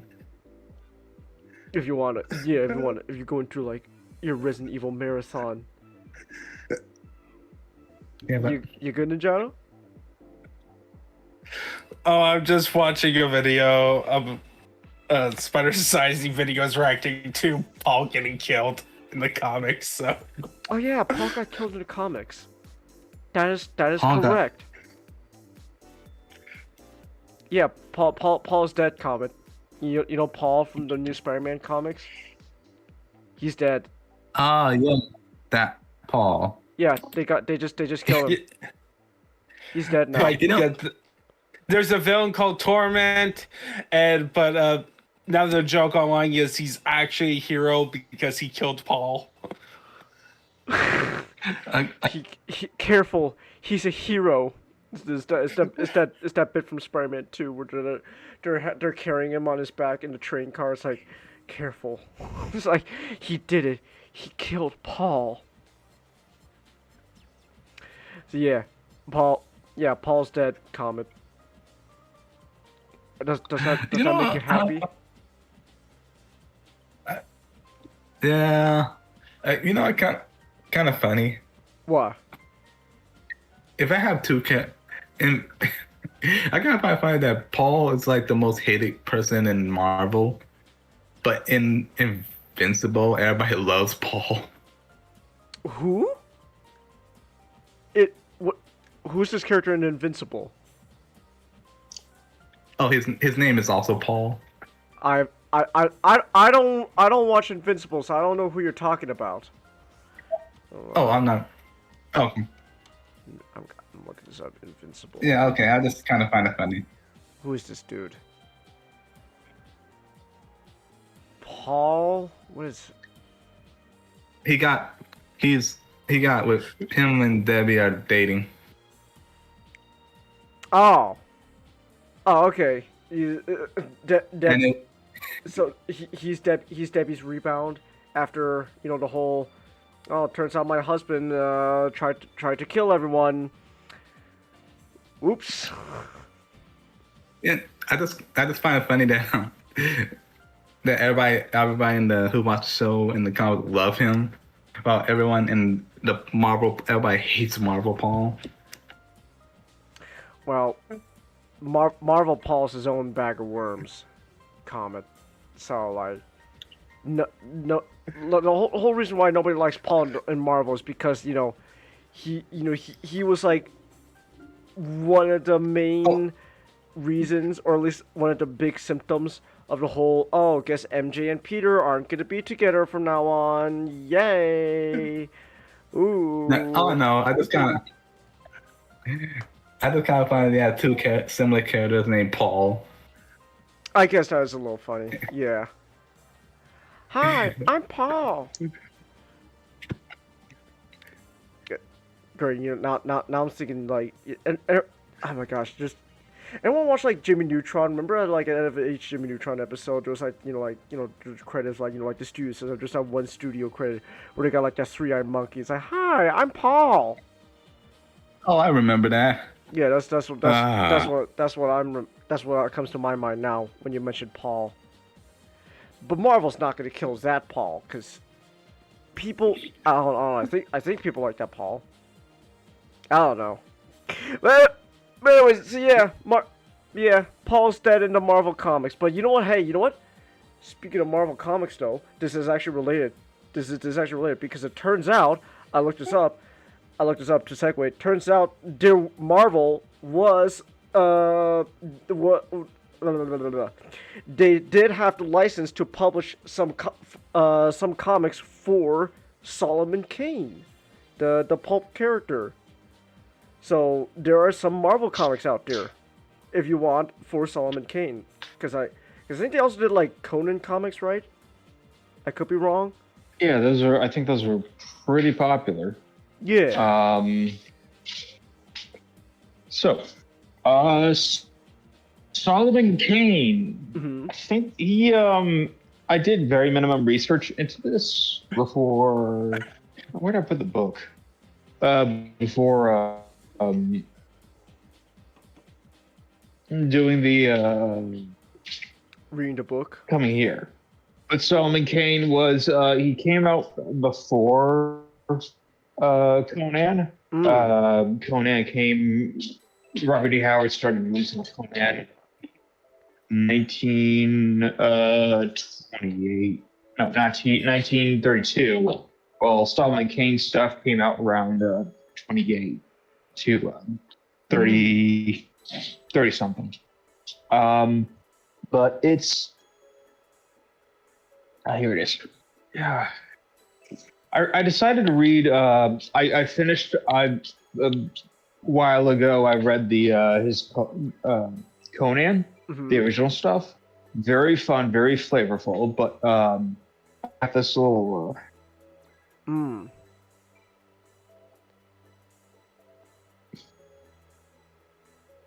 In a streaming back room. All right, let me see. This is Robert E. Howard. In a one paragraph. A creature appears before you, a squamous, unknowable form. The very sight of it drives even the most hardened of men to utter madness. I miraculously access my ancestral blood or memory. No, wait. No, wait. He's texting. I miraculously access my ancestral blood memory into a state of an anavistic berserk rage and beat it to death with my bare hands. It probably didn't sound exactly like that, but yeah, Robert E. Howard had an obsession with strength. Oh, okay. He liked strong dudes. Robert E. Howard, he wasn't. It's kind of an underdeveloped philosophy, but he was like. He very much respected he liked the idea of the noble savage. Going around, being manly, kicking ass. Didn't really like the, I guess we could say, decadencies of civilization. Which respect, but I think it's in the right place. I guess you could. I guess the philosophy is as primitive as the ideal respect. The archetype it respects. Yeah, I was more going at that he respected the idea of being strong so much that when he had a weakness about when his mother died, he committed suicide soon after. Oh, well, that's How does that relate to him being a Texan? Oh no! I was just talking about him being like you were using the Texan energy. I was reading that meme. Like I miraculously accessed my ancestral blood, entering into a berserk rage and beating it to death with the bare hands. Yeah. Man, that was that took a wild turn. It's like, okay, man. Oh yeah. After his mother died, he killed himself. Jeez, Yeah. man. What the hell? Yeah, because I think it was only like 30. He was like 30 something. Oh my gosh. yeah, he was very young. Jeez. Robert E. Howard. Yeah. Let's see here. Man. He was 30. Oh man, my age. Yeah, I hear he was very prolific. Yeah. When he did He wrote write. a lot. Like, he wrote a lot. He was one of the early pulp writers, which you had to be prolific to get, like, a good paycheck. Because you're paid by the word. He was making a decent amount of money, too, from what I... Sorry. Yeah, you were paid by the word. He was making a decent amount of money, in too, publication. Okay. Yeah. You're breaking up on my end, Ninjato. Oh, is this better? Is he? Oh. I guess too. You're kind of roboting on our end, Matchstick. Okay. Yeah. All right. Is this better? Yeah. Yeah. Okay. So Robert E. Howard was prolific, and he also made a decent amount of money too. And this was also in the Depression. Oh. So. What happened? It's pretty good for all things considered. Jeez. What? No, it's like you're like. No. He was making good money during the writing during the Great Depression. Oh, okay. Did things change once, you know? I mean, he killed himself, so he might have had depression. Oh. But I don't know about that. Okay. I don't know. He could have. It's not unlikely. But off of Robert E. Howard, who I'm sure is quite the character himself. Solomon Kane is. So I didn't read the whole book. I think I might do a sequel to this one. Uh-huh. I know we have a movie with James Purefoy. So I think I'll later on in the next few months I'll finish up the short stories and then watch the movie, and I'll 2 cents on that. But this is just sort of getting sort of a first impressions. I read the short stories Skulls and Stars, the Right Hand of Doom, Red Shadows, Rattle of Bones, the cast. I think these were unfinished, but the Castle of the Devil and Death's Black Riders.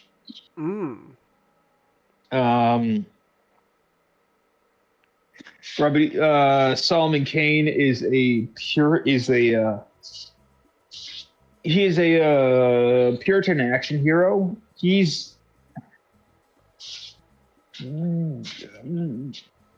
Well, Solomon Kane, the first thing you go to is you start comparing. I haven't. For me, is to compare him to Conan, which is the other Robert E. Howard stuff. Conan is. They've got a lot of similarities there, but Conan's. He's a lot more of just a barbarian. I mean, he's a good barbarian, but he's a barbarian. It's in his name, Conan the Barbarian. Yeah. Well, Solomon Kane, you get the impression he's a bit more. He's a 1600s Puritan, but he just really loves fighting evil. Yeah. Solomon Kane is pretty much the archetype of dedicates his own life of fighting evil, and he is strictly absolute on that as his goal. Oh, okay. Yeah. You do get the impression that Yasuo just really loves doing it. So, he is the instrument of God to kill demons and monsters and sorcerers and Frenchmen, but he's able to balance work and pleasure. I make no joke about the Frenchman crack. Okay. They are the villains in 2 of the short stories. Okay. The big one of these is Red Shadows, which is about 40 pages, and these are a lot shorter than Conan. Conan's a lot the Conan short stories are a lot longer than these. Like Red Shadows is the long one of the ones I've read, and that one's just 40 pages, and the pages are a lot smaller than the ones. Okay. Skulls in the Stars is I think like 15, 16 pages. Let's see here. Right-Handed Doom was like 9 pages. Rattle of the Bones is also like 8-9 pages. Oh, that sounds fun. Rattle of the Bones. Wait, Skulls on the Stars. Let's see here. These are some fun story names, I gotta say. These sound really fun, like Rattle of the Bones. Yeah, 15 for Skulls on the Stars. Right-Handed Doom was 7 for Right-Handed Doom, and that is short. Castle of the Devil and Deathstrike Black Riders were a lot shorter, but I think they're like unfinished. So, whatever. Alright. Yeah, but I can just get out all the short story titles. You got Skulls on the Stars, The Right-Handed Doom. Sounds like Hellboy. That does sound like Hellboy. Red Shadows, Rattle of Bones, The Castle of the Devil, Death's Black Riders. The ones that I've not read is The Moon of Skulls, Ooh, The One that Black sounds Stain, fun. Sorry, The Blue Flame of Revenge. Okay. No, The Blue Flame of Vengeance. Ooh, alright. The Hills of the Dead, Hawk of Bastille, The Return of Sir Richard Grenville. Alright. I guess that's about the return of Sir Richard Grenville. I guess. Wings in the Night, The Footfalls Within, The Children of Asher, and Solomon Kane's Homecoming. The Robert E. Howard Howard is mainly known for his action, his prose, and very good plotting. I think the plotting is a bit rough on these ones. Rougher than Conan. I think it's quite good. Because it is a bit earlier, but the action when we do get it, it's short but very punchy. Just kind of what you expect from Robert E. Howard. He does get the atmosphere is very good here, where it's sort of 1600s, sort of action hero. So it's got kind of like a how do you say it?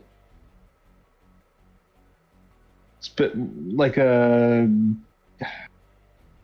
I don't want to say it's like in between Helsing and Dracula, where it's like all this stuff is serious. But, you got the Robert E. Howard's good Puritan I'm gonna fucking kill you now.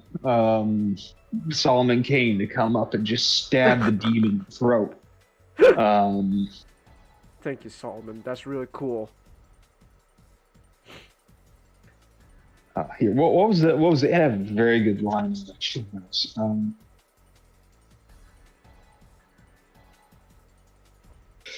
Quote: "Men shall die for this," he said coldly. All right. Oh boy. And then he hunted hunted a Frenchman to Africa, where he dealt with sorcery and guerrillas and African and savage tribes. Oh, okay. Dude, this is made in well, I mean, there were savage tribes in Africa in the 1600s, and this was also I mean, it cannot be made now, but but this was made in 1928, written in 1928. Like the savage tribes, like if it was made now, they would have made it more historically accurate on the region. But I also this is based on the made up folklore. Oh, what they thought of the tribes were. I think Robert E. Howard is also he's writing about the sort of the idea of the savage tribe, which I mean there are savage tribes in Africa, but this is more of like the pop culture savage tribe. But I think Robert E. Howard he's all about the noble savage, and he treats it with respect. Ooh, so it is kind of an interesting dichotomy.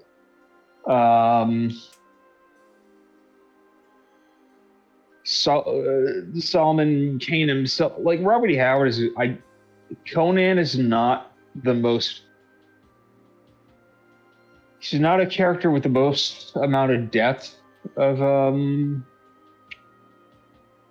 all the characters in fiction. But I think Solomon Kane has a bit, because he's a godly Puritan. All right. Who is dealing with all sorts of witchcraft. Some he has to, like, he befriends a necromancer savage tribesman. All right. To help fight other monstrosities in the book and the short story Shadows. He also, so he is. It is interesting the flexibilities of his character. I'm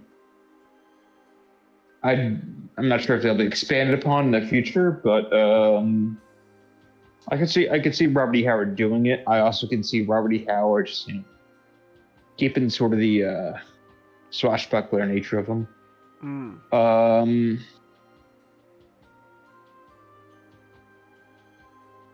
So for I am interested to see where this leads me. This is Robert E. Howard, so it is like if you want to get to start like reading, like just reading for pleasure. Robert E. Howard is a pretty good place to start because he writes short stories and they're very punchy, very fun, and it's a very solid place to start. So this is like the I have the Savage Tales of Solomon Kane by Del Rey, the Del Rey edition. All right. I'd very much recommend it. All right then. Oh, excuse me. Najado, you're a bit more experienced. You're more experienced with Salt Kane than I am. So what's your history with the game? What's my history with it? Yeah. How do you like it? I really enjoyed the whole thing. It's a very fun action pulp stuff, and I do like Solomon Kane. I think he got that Puritan flavor in pretty well.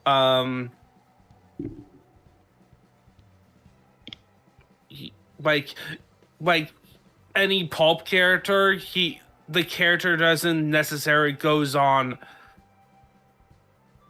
arcs. He presented some cool ideas, but it's mostly action stuff, like action and adventure. Adventure pieces, and you get some of the elements of Conan about facing facing monstrosities, and Kane has to overcome them in his stories. Is some of it he's doing with forces he can't understand, but for the most part, it's just like it's a lot more simpler than like a Conan. Like you don't get Solomon. Sorry, but thankfully Solomon Kane But thankfully Solomon Kane miraculously accesses his ancestral blood memory and enters a state of atavistic berserk rage and beats the monster that he doesn't understand to death with his bare hands. Sorry. Thank you, Robert. Yeah, it's very cool. It's mostly like he uses his guns, his rapier, or the magic staff that he gets during African adventures.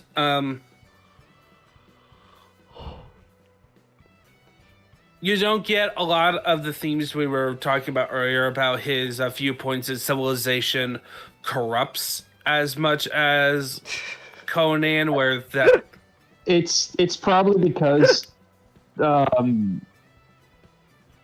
Solomon Kane is a part of England and is an active, like it's a historical fantasy rather than Conan, who is like a literal barbarian. Robert E. Howard over here being like, you know what? I think civilization was a mistake. Let's just. I want to be able to float down. I want to be able to ride with a band of my friends and then just burn and pillage. Yes. Robert, I don't think he thought that, but that'd be funny.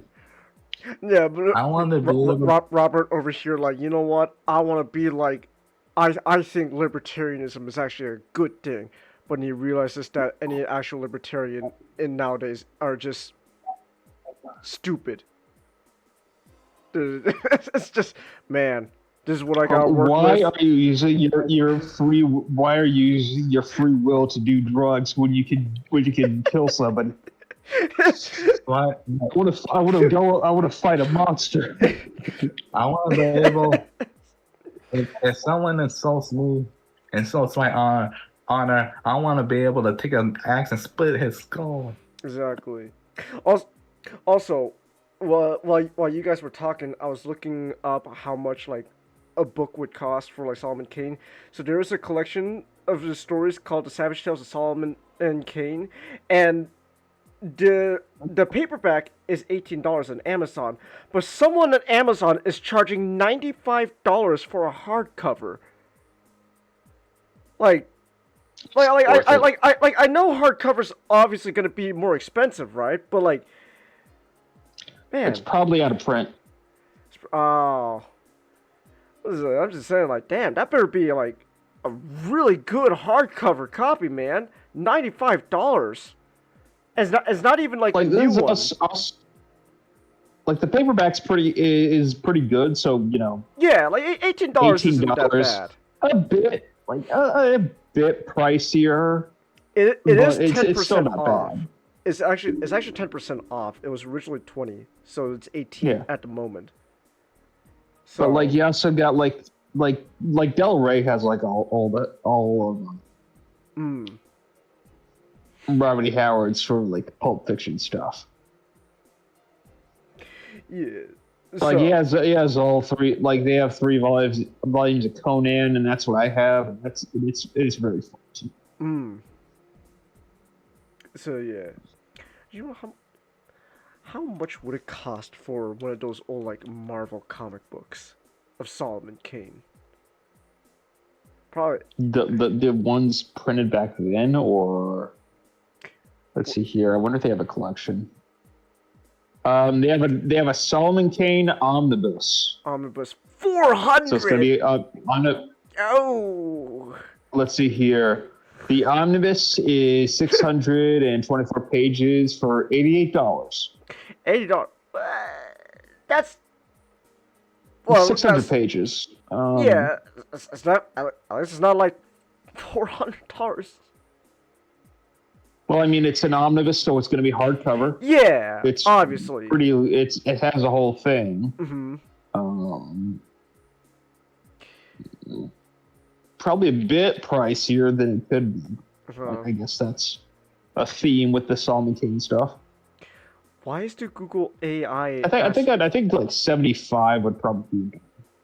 Wait, hold on. Like 75 is pretty good. This is just really funny because like Google AI is like telling me like oh, here's some other questions related to what you're looking for. Hey, is Deadpool LGBTQ? It's like I'm not talking about Deadpool, Google AI. I'm talking about Solomon Kane. What does Deadpool have to do with Solomon Kane? But I was like, oh my gosh. Anyways, I know there's a Marvel Solomon Kane comic where he fights Dragon. Oh, that's funny. Wait, now just a. Wait. What specific year? Like. Uh-huh. Vlad Tepes, 1600. Vlad Tepes was 1500s. There's another Google AI like related question thing. Has Ryan Reynolds kissed a guy? I don't know. 1400s. Oh my gosh! What now? Now they're just recommending me a bunch of Deadpool related questions. Is Deadpool a femboy? No. No, Deadpool is not a femboy. He's depressed. That's Deadpool's depressed. Ooh. Oh man, I've been a bad boy. Deadpool, wait, stop with the sexual jokes. I can't. Otherwise I have to remember how sad I am in real life. You know what else is depressed a lot of the time? Who?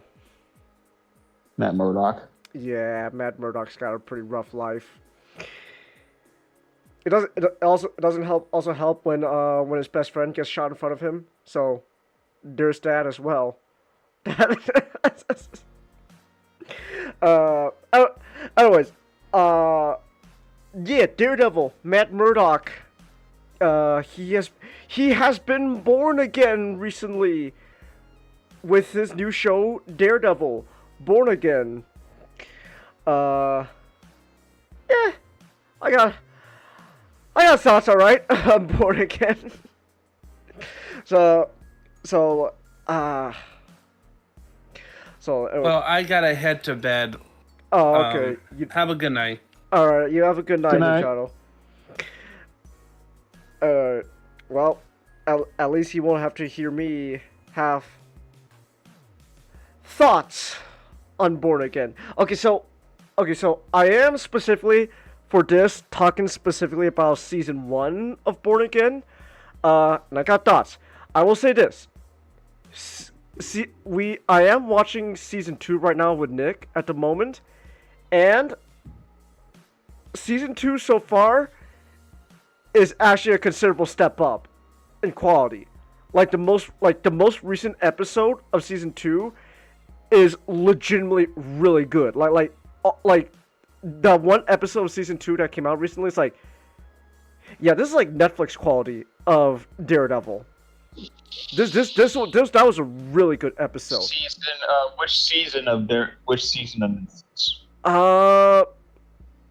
Just like the good, nothing has there was nothing that necessarily made me go like, oh yeah, like season 3 was just the best, like especially like everything with Bullseye, like that just made me like that made me gush like, oh my gosh, oh, but like nothing. The new episode didn't make me like gush like, oh yeah, but it was still like really solid. Like it's like, so I guess you could say like a solid like Daredevil season 2 episode quality. Like it's pretty solid. It's pretty good. Like nothing has necessarily made me go like, oh my gosh, we're so back. But like, but the latest episode's like, yeah, that was pretty good overall. I think at the same time, I just kind of more lenient on the new episode because like it's just really good compared to everything else. And it's not that everything else was that bad. At least in season 2. Like season 2 overall is a huge step up. Season 1 is a Frankenstein's monster of a show, and you could to be fair, you could feel it. It was from I hear it did not have a great time like put together. Oh no, like the production of Born Again was a absolute nightmare. So I think season 2 overall is just a step up in quality because like season 2 so far feels like they finally know what they want to actually do with the show. Because season 1 of Born Again is kind of a mess. Because like it's actually kind of really funny because like season 2, because the whole point of Born Again, like season 1, especially in season 1, the whole point of Born Again is, oh, this is the new Daredevil show with like a new setting, new characters, etc. Say goodbye to like the Netflix era Daredevil. This is the new Disney Plus. This is the new official Marvel Cinematic Universe Daredevil show now. Yeah. And it's just kind of funny because then at the end of season 1, especially season 2, it just kind of goes, well, that was kind of a bust. Guess we'll just kind of go back to what we were doing before in the Netflix show. Like, they haven't brought back Foggy. Foggy's still dead, but like, Karen's back. And it's just really funny because as soon as Karen came back into the picture, it's like, man, Matt's new girlfriend did not stand a chance. She was just straight up a rebound character. She was never gonna be as popular or last that long. Karen's back, so like, yeah, she never stood a chance. But season 1, I don't know. Like, there is like, it is sort of interesting where like, they're clearly like, it's the whole point of season 1 is it's a whole new status quo change. Kingpin's the mayor now. Foggy's dead. Karen went away. So now you kind of got like a whole new like cast of merry-go-round characters to be with, to surround Matt with, and it's fine. Like that's not necessarily bad in a vacuum, but like what honestly doesn't help is this was like just my prevailing feeling of season 1. It's not that I don't want. It's not that oh, I don't like the new status quo. Go back to the old. It's just this new status quo is just very clearly not written as well as the old Daredevil show. And you just feel it throughout the whole show. Like, man, I don't know, because the show's a Frankenstein's monster. At least in season 1, because like they they want to like do their own thing, and then like they weren't even gonna they didn't even want to bring back they couldn't even bring back what's his name, John Bernthal for Punisher, because like John Bernthal's like, I don't like what you're doing, and then they're like, okay, fine, we'll change some stuff with the Punisher stuff for season 1, and he's like, okay, now I'll come back. So there is that. So I'm not gonna go like 100% episode by episode in season 1. More just kind of like quick overview. But like if there's something significant I want to point out in like a certain episode, I'll point it out, right? Like obviously like okay, like one of the big things that like is a kind of a Frankenstein's monster thing is the fact that originally they didn't even gonna show Foggy's death. Like the original idea was the show would just straight up open up with just, well, Foggy's dead, guys. He's dead. Yeah, that's it. Your little snot-nosed breast, he's dead. Good luck. Bye, Foggy. It's like, okay. All right then. So they retroactively had to film the whole like death scene of Foggy. So like you know, Matt fighting Bullseye when, you know, and then Bullseye kills Foggy and all that. That was like filmed later on in the production because eventually they were able to get like people who worked on the old Daredevil show to come and join the production crew.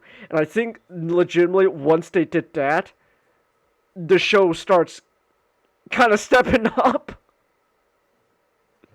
It's like, which again, it's like, it's not that I don't want the new stuff to be bad, but it's just clearly like the new people working on this show didn't really know what they were doing, and so once they brought in the old people to help out, it's like, okay, I think now we're finally getting somewhere. So, but the season 1 starts with, you know, the whole, oh, Foggy's dead. Matt gives up being Daredevil for like half the season because of the whole thing with Bullseye and Foggy. And okay, so right off the bat, I gotta say this: Matt giving up being Daredevil because he almost killed Bullseye. It's not bad. Okay, Bullseye killed Foggy, and Matt had like a clear lapse in judgment. He's very distraught and emotional, so he's just gonna, so he just straight up attempts to kill Bullseye, like just fucking murder him on the spot. Like he just drops him off the roof of a several-story building, and he just slams onto the road, and he's just lying there for a bit. And so like he 100% intended to kill Bullseye there, and it's like. And so, like, Matt giving up being Daredevil because, you know, oh, you know, he crossed the line, even though Bullseye didn't die, he still, you know, had the intent to kill, so he crossed the line.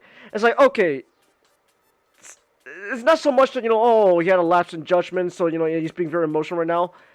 Like, that's not bad. It's just, when you had this, it's just, well, I was telling Nick this when we were watching season 1 of Daredevil Born Again.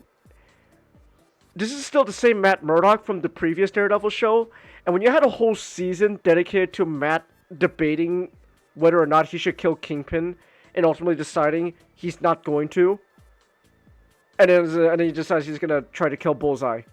It's like, yeah, like, yeah, it does feel kind of. It's kind of a step back.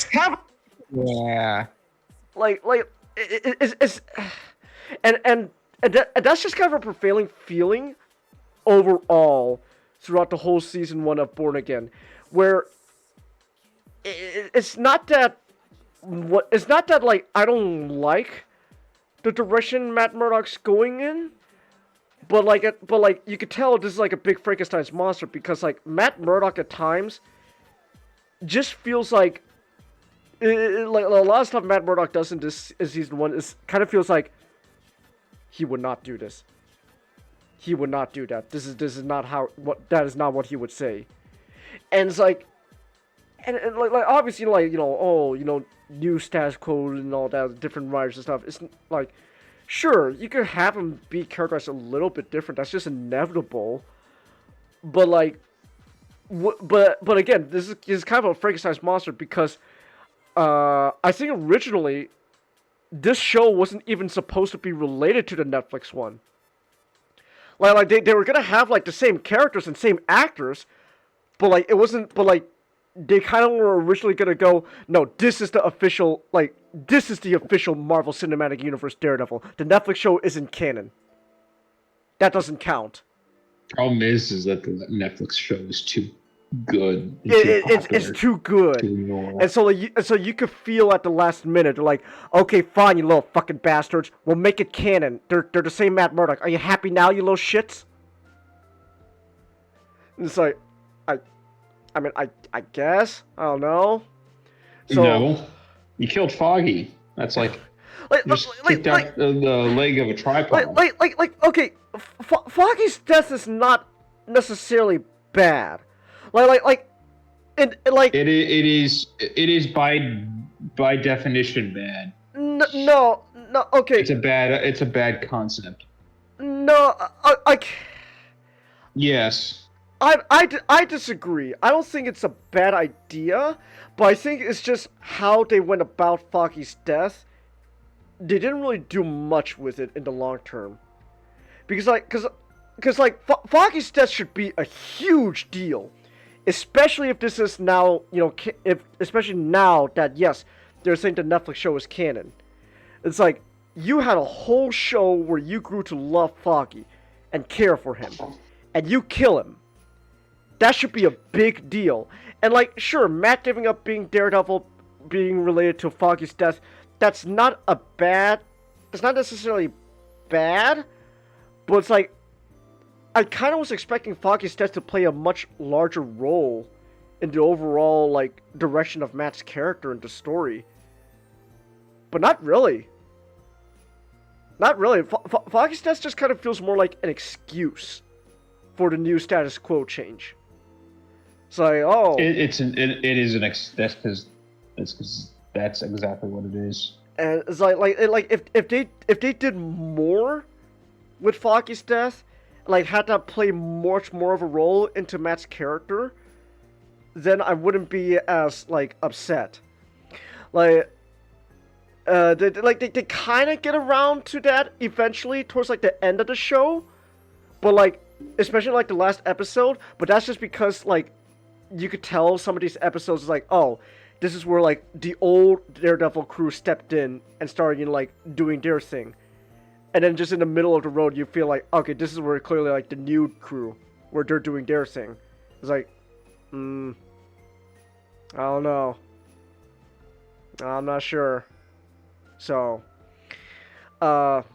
just that. Also, like the big thing, right, with Kingpin being the mayor of New York City and all that, like that's fine. That's fun. It is just really funny though that like Kingpin's mayor, it's like, so we're just gonna ignore everything, huh? It's like don't just ignore the fact that there was a whole prison. There's also the whole FBI meddling thing going on in season 3, the corruption. All right, I guess I just was just gonna ignore that. Like they kind of mentioned it sort of. So okay, so the show has a thing where they got like a, I don't know what you call it. It's like not a gag, but like I guess a bit where they got like the BB show or something like that, where like there's this girl where the did you say something, Nick? Sorry, my dad's watching TV, so that so if anything cuts it gets caught. Oh, okay, that's fine. What I was saying is a bit, yeah, like I would say lead-in or. I know. I'm trying to. No, I know. I was like, Oh, if only Not was here. He knows these things. Yeah, he knows. But what was I say? But yeah, so they have like this thing called the BB report, where this girl named BB is going around and she's like interviewing like the citizens of New York in like each episode and all that. Like, what are your opinions on New York? And like, oh, what's your opinion on like what Mayor Fisk is doing? And they're trying to do the whole thing where it's like the old people, like the old generation's like, oh, he's a criminal. We're just gonna ignore that.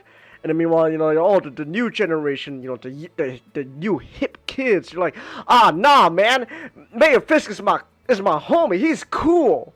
Hell yeah. Yeah, he knows what he's doing. Yeah. So like, they kind of point that out, but like for the most part, it really is just kind of like, man, I guess we're just gonna ignore everything Fisk did in the old show. Alright then. Okay, that's cool. So, but Wilson being mayor is fine, and it's fun, and it's definitely a very interesting take where they're trying. So they're trying. I gotta get ready to go to sleep. Oh, okay. You guys have a good night. Yeah, have a good night.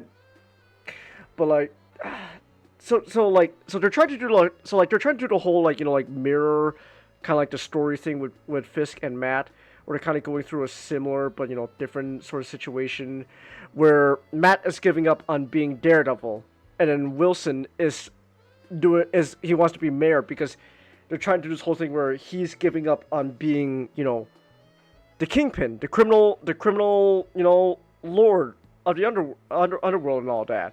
So they're trying to do that, and obviously the whole point of the show is how these two are like ignoring their like true nature, etc. Like Matt, you can't just Matt, you can't just ignore being Daredevil forever because of what you did that night when Foggy died. It's like, oh, Kingpin, no matter what you say, being a mayor and stuff is not gonna stop you from your violent tendencies to creep through again. So there is that whole bit, and that's fine. That's fun. I like that idea. They clearly do kind of like a better job with Kingpin with that idea than Matt. Because for the most part of the show, Matt before Matt becomes Daredevil again, it just kind of feels like, which I guess that's the point, right? He's just kind of like, I guess like ignoring Daredevil in a sense. Like they'll have like little things here and there, right, to like show like, oh, it's the devil slowly creeping up in him, but like Matt is now dedicated to being a full-time lawyer now. What is it? And I do. Okay, so Matt being a full-time lawyer, I do like now that because that now they can play more with like the overall grander like Marvel universe with like the law stuff. Like, oh, Matt's now gotta defend like other superheroes and vigilantes in New York. That's cool. That's fun. I like that. That's a very fun idea. I want to see more of that. And it's like, Matt's like being like, Matt's got to talk to clients, and then like the clients are like telling like couldn't have been you, like I'm innocent. It's like, well, how do you know that? Like, do you think it could have been I don't know, like such and such like villain? Do you think it could have been a Skrull, Matt? It's like, no, it wasn't a Skrull. I don't know what you're talking about. So that is fun. The lawyer stuff also with Matt is fine. I like the idea of Matt now having to deal with like superhero stuff intertwined with his lawyer, his lawyer business. Again, like defending Hector Ayala, the White Tiger. He's got to defend him in court, and then how they use his status as a vigilante, as a superhero to aid in the fact that to help aid his court case. but even that's kind of iffy because like there's a whole bit where like Matt's like, all right, you know what, we're gonna use Hector's status as the White Tiger to help, you know, get public support from the jury to, you know, give him, you know, like a not guilty sentence. It's like, oh, okay, that's fine. But there was the whole bit where he just did it without anyone's permission, even without Hector's permission. And like they had this whole bit in the prison where like Hector's like you should have just told me, man, if you want to do that or not. Like you should have like told me. Not. It's like, great. Now you just revealed my identity, my secret identity as the White Tiger to everyone without my consent. Good job, Matt. It's like, I don't think Matt's that good of a lawyer. It's like, Matt Murdock, I don't know, man. It's not a very good lawyer thing to do, but you know, well, okay. Whatever. Was a and like okay, there was that one conversation in episode 3 between Hector and Matt where like they're talking about like what it means to be a superhero or like a vigilante and all that, right? And then how like Hector's like oh, you know, I can't just stop being White Tiger, you know. That's me. That's just a part of me. That's what I do. And it's very obviously, you know, like supposed to, you know, help goad Matt into going like, no, you know, you're right. I am just, you know, being Daredevil, the devil of Hell's Kitchen is just part of my nature. I can't just ignore it. So there is that. Of course, obviously, you know, Matt could have probably been a better lawyer, you know, than, you know, just telling everyone Hector's a superhero without his consent, you know. Now I'm kind of worried what like a post-Foggy Death Matt would do if he had to defend Peter. It's like, hi guys, Peter's Spider-Man. It's like, dude, hey Peter, look, buddy, I know I didn't ask for your permission, but you're gonna trust me. It's gonna help, you know, people see you as innocent now. In his defense, Peter's identity was already exposed at that point. Yeah, but like imagine imagine if now no one knows that Peter's Spider-Man. So imagine if they find out again because Matt screwed up as a lawyer. So, but yeah, like overall, that's not bad. What else is there to say? Oh, Punisher, the Punisher stuff. Yeah, that's all right. That's fine. They were doing the whole, you know, like, oh, the police, there's, you know, corrupt police officers appropriating the Punisher skull logo for like their crimes and all that. And, you know, so now Frank's gotta go stop them and all that. And, like, it's not a bad necessarily, but like that whole thing very much feels like we're doing this a little late to the party, don't you think, Marvel? Because like the whole like police using the Punisher skull thing is like kind of old news. Because like that wasn't an actual thing that happened in real life. There were like police officers who were using the Punisher skull, and like that's kind of old news. Like a little late to the party there, Born Again. Just saying. And but I will say though that the 4th episode where Frank and Matt were like talking to each other and debating and stuff, that was legitimately good. That was good. But that's also because you could tell whenever the Punisher's around, that's when the old Daredevil crew stepped in. So whenever they stepped in, it's like, okay, yeah, that was pretty good. What was I say? Okay, the next episode, episode 5 of season 1, the bank robbery episode. Somehow, I've said this before. It is somehow the best episode in the whole season, and also the worst at the same time.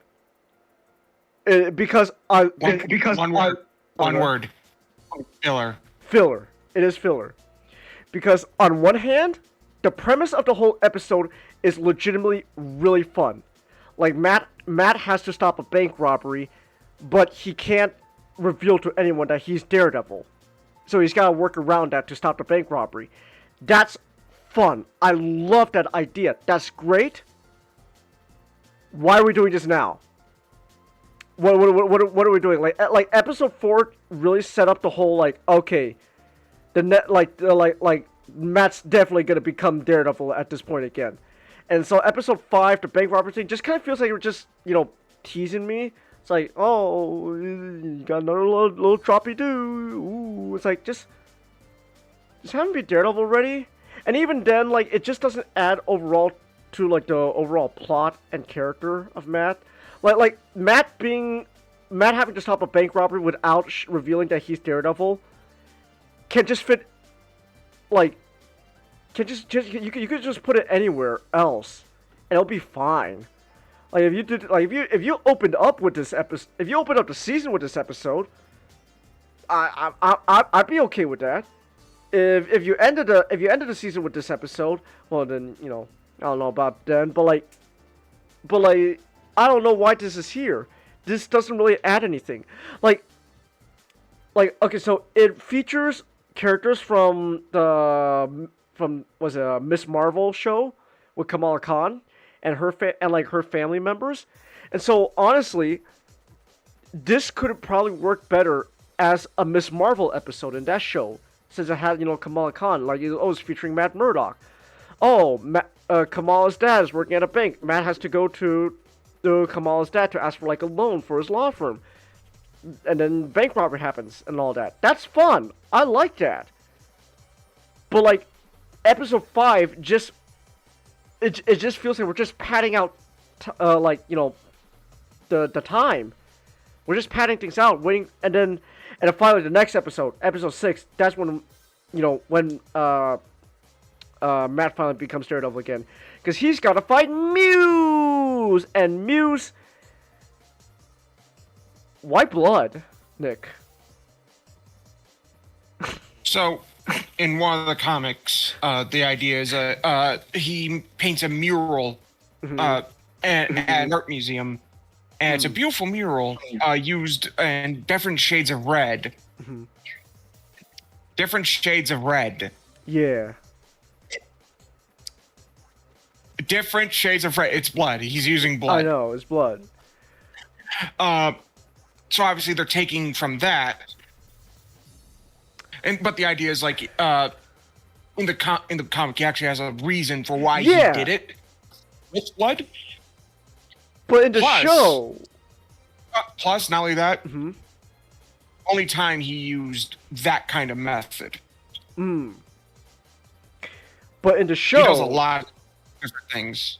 I bet. Like again, like the way you describe Muse to me in the comics, he sounds really interesting.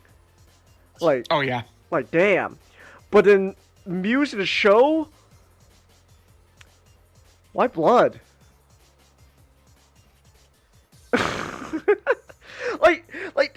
That's legitimately all I can ask with Muse in the show. Why blood? Why blood?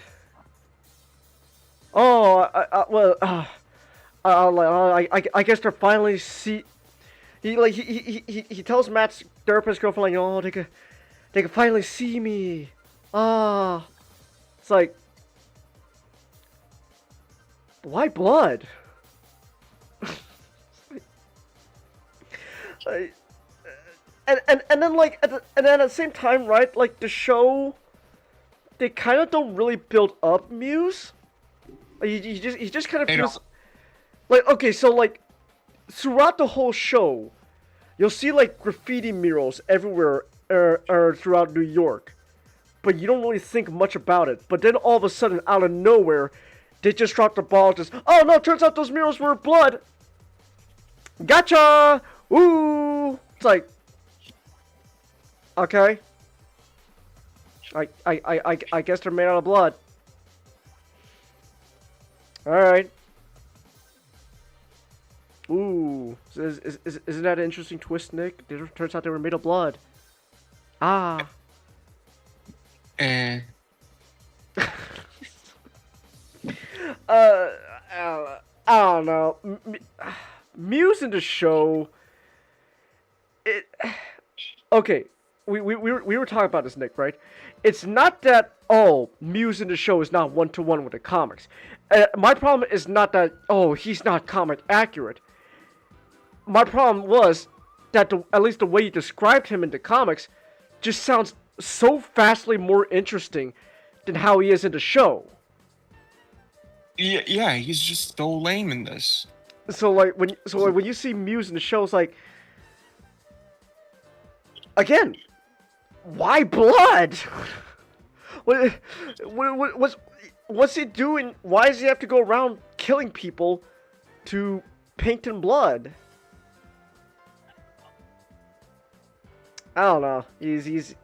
Anyways, Muse is dead, so fuck him. I guess they're doing the whole like PTSD thing, right, with the therapist girlfriend, especially like season 2. But like, I really don't care about Muse. I really don't care about the therapist girlfriend, Nick. I don't even remember her fucking name. Do you remember her name? Heather. Heather. Heather, and she is a Heather. She is a Heather.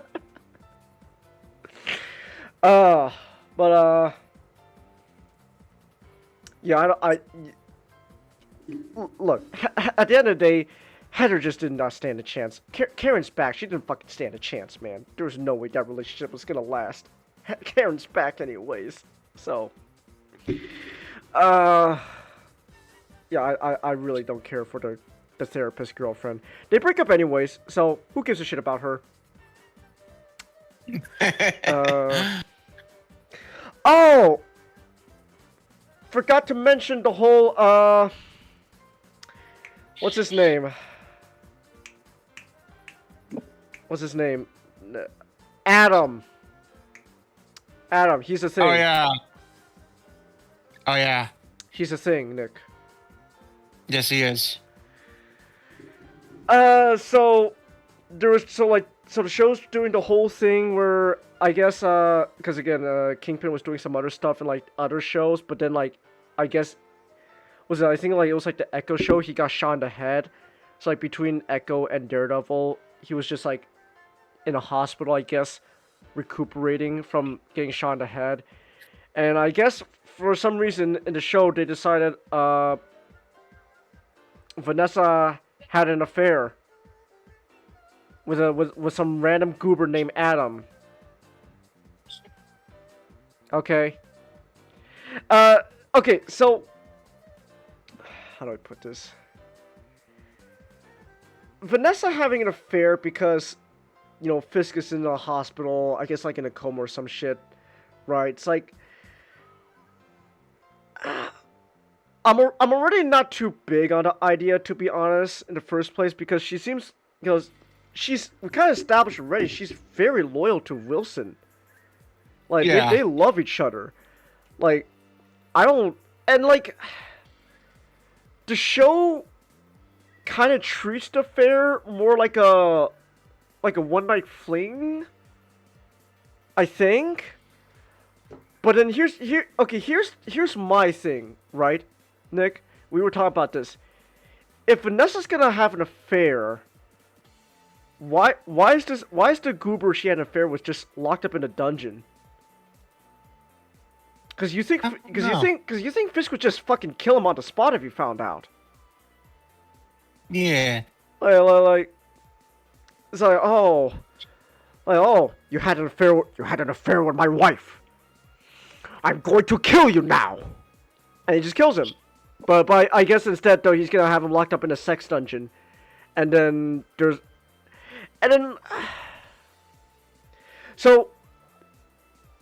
was a whole bit in episode 6, Nick, where Wilson and Matt are doing their own like respective little fight sequences, right? Like Matt's fighting Muse, because this is, you know, like the moment that Matt finally has decided he's gonna be Daredevil again. He has given into his true nature of violence as the devil of Hell's Kitchen. And they're trying to do the same thing, like a mirror thing where, oh, Wilson's finally giving in to his inner violence. He's going to be beating up Adam and all that. He's now violent again. And, showing that he can never just ignore his true nature as the mayor of New York. And that's fine, but, like, he really should have just fucking killed. He really should have just killed Adam, Nick.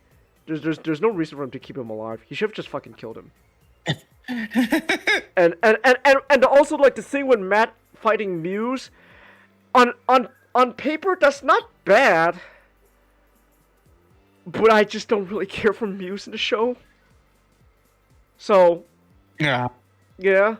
I want to say, okay, I will also say the whole fight sequence between okay, so there's also another thing with there's kind of the conflict between the old crew and the new crew. Very clearly the new crew, the new people working on the show. Look, I'm just gonna say it objectively. Well, like, I can say objectively, not that good at portraying fights. Like Nick, that whole little sequence where Matt and Muse are tussling in his therapist girlfriend's little office. Gosh, that was not good. That was not good. There were like 50 different cuts in like less than a minute, and it's like, what are we doing? What are we doing here? But it's just funny because you could tell the old crew came back in the previous episode where Matt's fighting Muse in Muse's little sex dungeon, and then it's like, that was a pretty good fight, actually. The context behind the fight could have been a little bit better because, again, I just really don't care that much for Muse, but it was still a good fight objectively. Okay, so the way what you could this is especially apparent in season 2, where the old crew steps in. The way they portray Matt fighting definitely feels like this is how they always wanted Matt to fight at the end of the day, and now they got the budget and they got the Disney money to back up the CGI department, where now they could finally show Matt fighting to his true potential.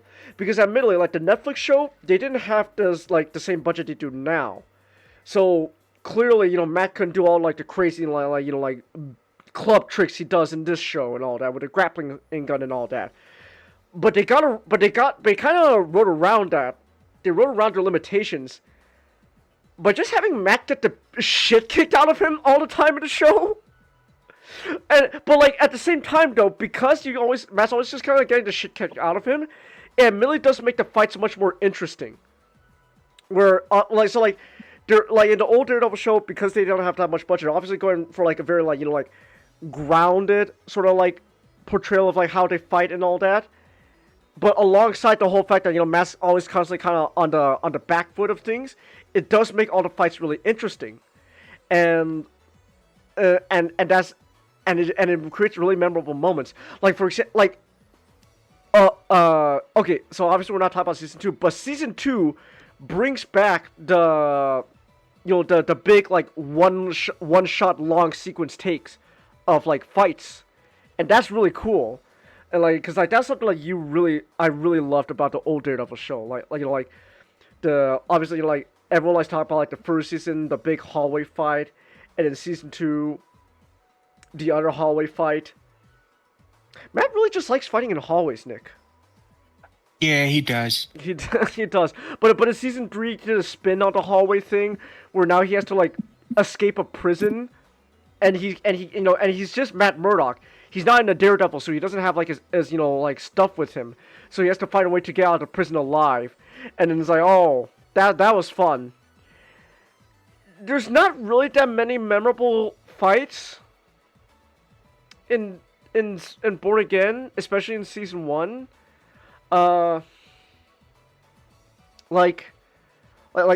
Season 2, I think will be a little bit better.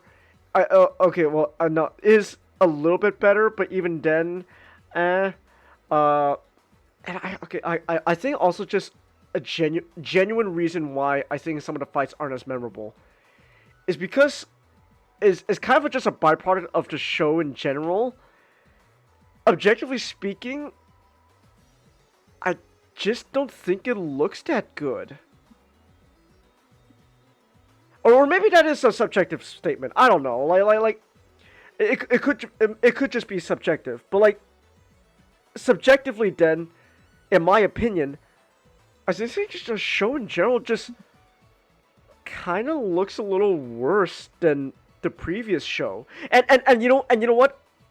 I know we're trying to emphasize on season 1 right now, but like, an example of what I mean is literally in season 2, the latest episode, Nick, where they're doing like the flashback sequences and they're trying to clearly mimic how the show looked back, like the Netflix show, how they're trying to clearly mimic that look, including like the full screen aspect ratio compared to like the the minimized aspect ratio the Born Again usually has. Genuinely looks better when they were trying to mimic the feeling of the old show appearance wise, and when you cut back to like modern times, it's like I kind of think it looks worse. I don't know. I don't really like it. So, and it's not to say they don't do. The show looks terrible. Like the show at times it also does some really cool stuff too.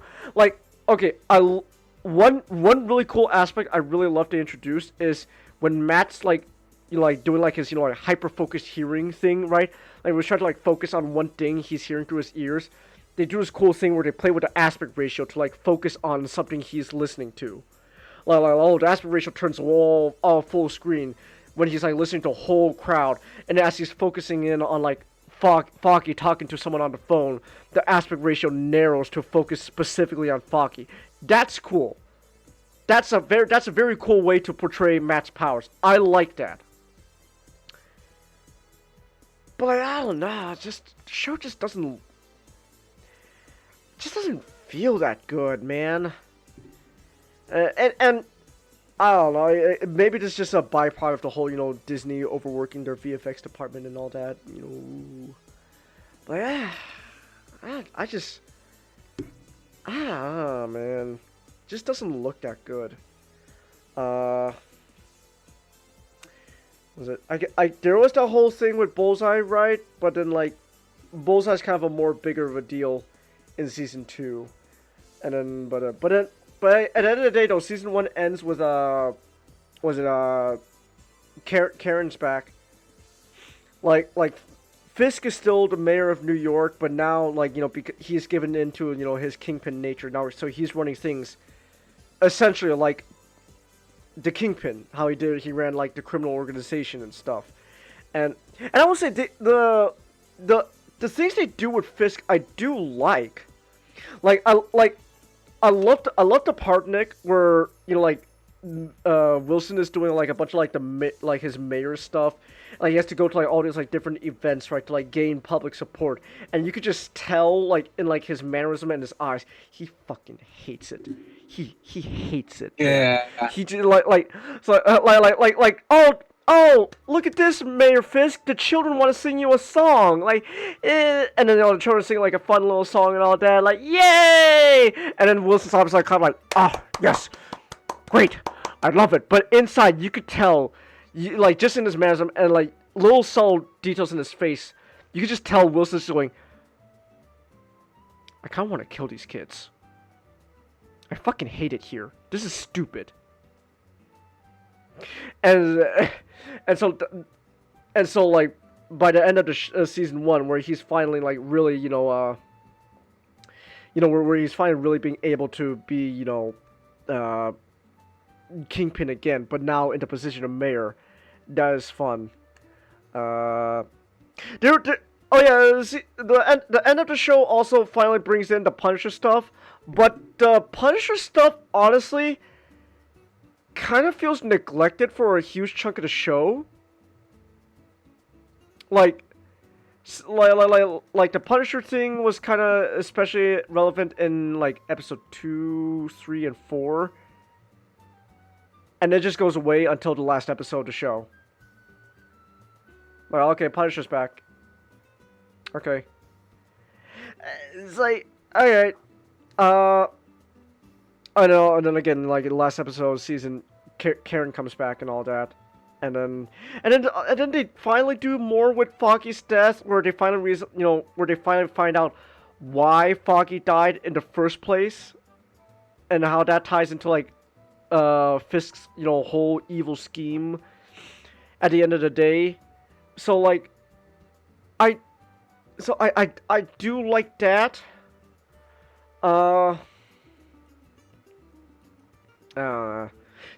Season 2 is just better. Honestly, like that's kind of my main takeaway. Season 2 is a step up, but like season 1, like I remember telling you this, Nick, my like analogy of like Daredevil, where the original Daredevil show, it's like dining at a really good restaurant you love eating at. Like you go to a restaurant, they serve you food. That's the Daredevil show, and it's just really good. And it's like, oh my gosh, oh that's really good. Damn. Oh, obviously it's not gonna be perfect. Like a little bit. Like maybe you'll find like a little cold spot every now and then, but then like majority of the time you visit this restaurant, it's gonna be like, oh, that was good. Daredevil was a good show. Wow. And then it's like, oh man, I would like to have more when I come back home. So you take the leftover, you order a box and all that, you pack up the leftover food, and you take it home with you. And then so like when you're like, oh man, I really love the restaurant I went to last night. I would love to eat more of it today. So I'm gonna like take the food out, put it in a microwave, and reheat it. That's Born Again. Born Again is the food that you went to the restaurant, reheat it in the microwave. It's not going to be necessarily terrible, but like you could just taste the difference between like a freshly cooked meal and something leftovers that is reheated in a microwave. That's Born Again, where you get the old show that you love, you grew with in love, and it's reheated. And it's not gonna be necessarily bad, but you just know, man, it's just not gonna reach the same highs as the old show. At least season 1. And then season 2 came along, where it's like, okay, again, season 2 came along, it's like, okay, now we're kind of getting something. And then again, the most recent episode's like, actually generally good. What the hell? That was actually pretty damn good. Wow. So, but overall, right? Like season 1 of Daredevil Born Again.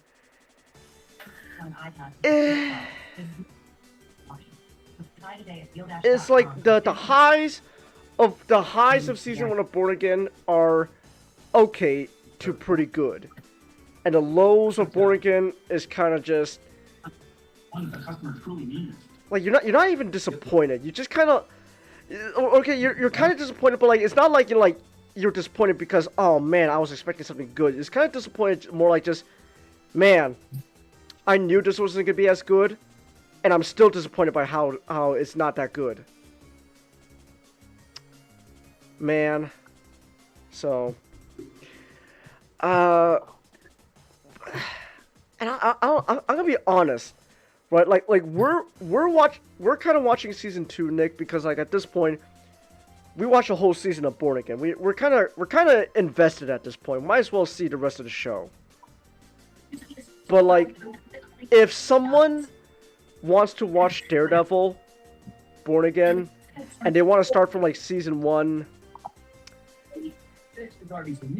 I don't know. I think you're better off just watching the original Daredevil show. Because I don't know. Like, does one if a show has like one not so great season, and then the rest of the show is pretty good, does that justify like the show in overall? Especially when the not so good season is the first one. So shy in the shower. And in entertainment is a net benny made of leather. A local tenor has a surprising revelation. All this and what else knowledge?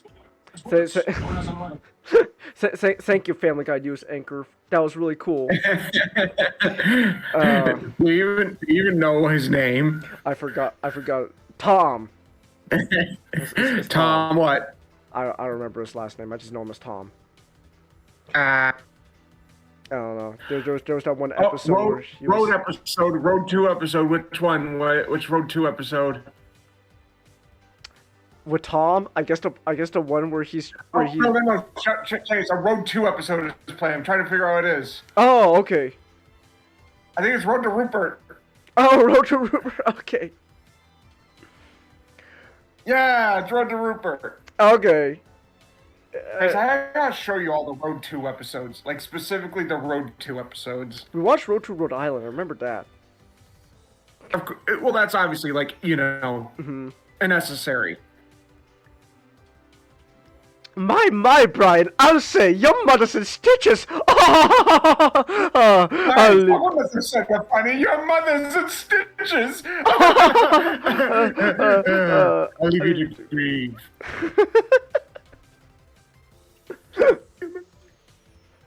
My, someone's must have said a funny Starscream, because your mother's in stitches! Your mother's in No, Mary, someone must have said a funny Starscream. Your mother's in stitches! I'll leave you to grieve. I'll leave you to grieve.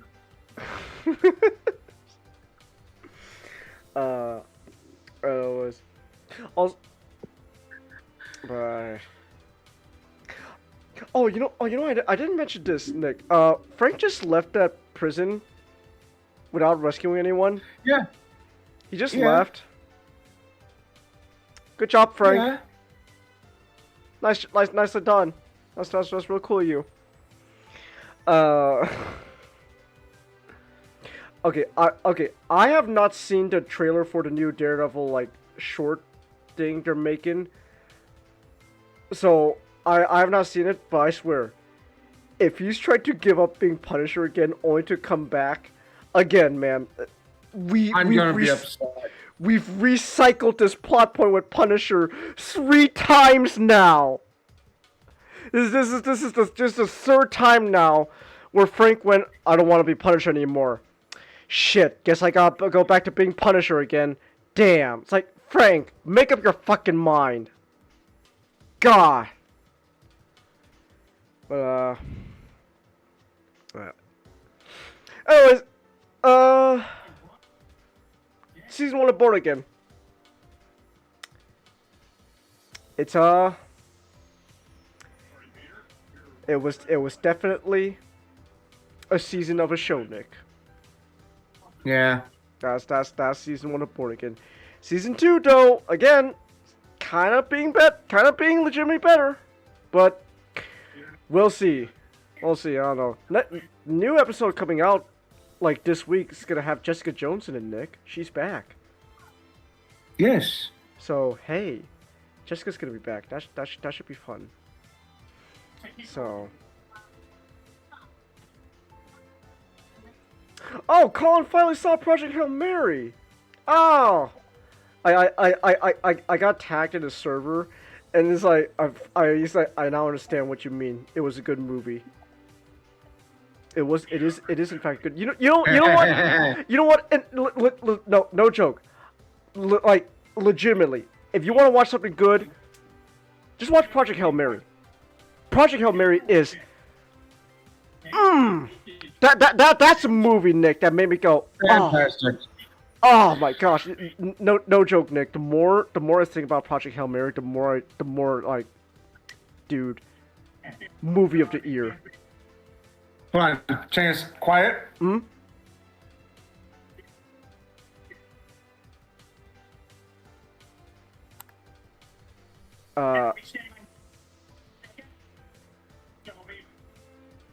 Your mic's barely picking it up, Nick. He's coming to stay.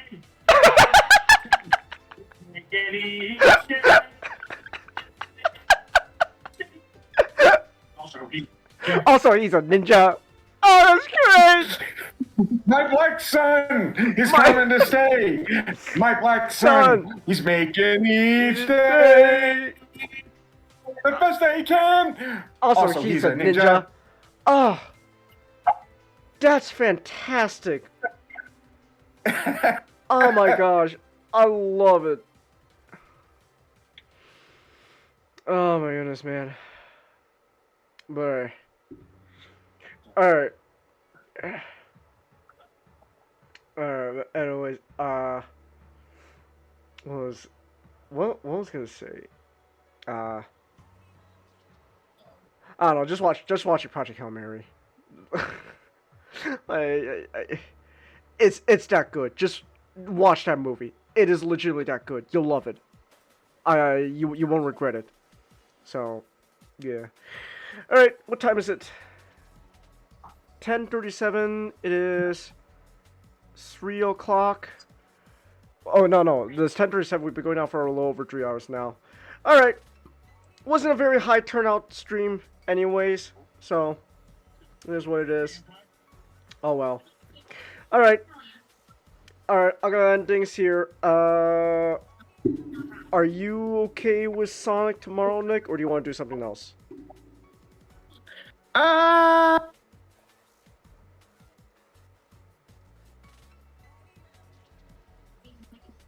Think about it. Don't think about it. All right. Yeah. Because we could just do like another like dinner break situation, like late night chat thing. I'm not gonna lie. It's not because I'm like unable to do it.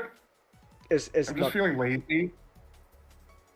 So see, you're just doing it because you're lazy. I'm kind of delaying it because I just know it's not gonna be that good of a time, man. It's not. It's not. So. Like, but yeah, if you want, we could just do another like late night chat thing tomorrow. So.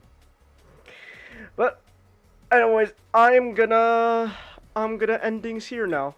So, yeah. All right. So thanks everyone who came. Well, whoever did come. Anyone watching in the replays, that's cool as well. Until next time. Good night.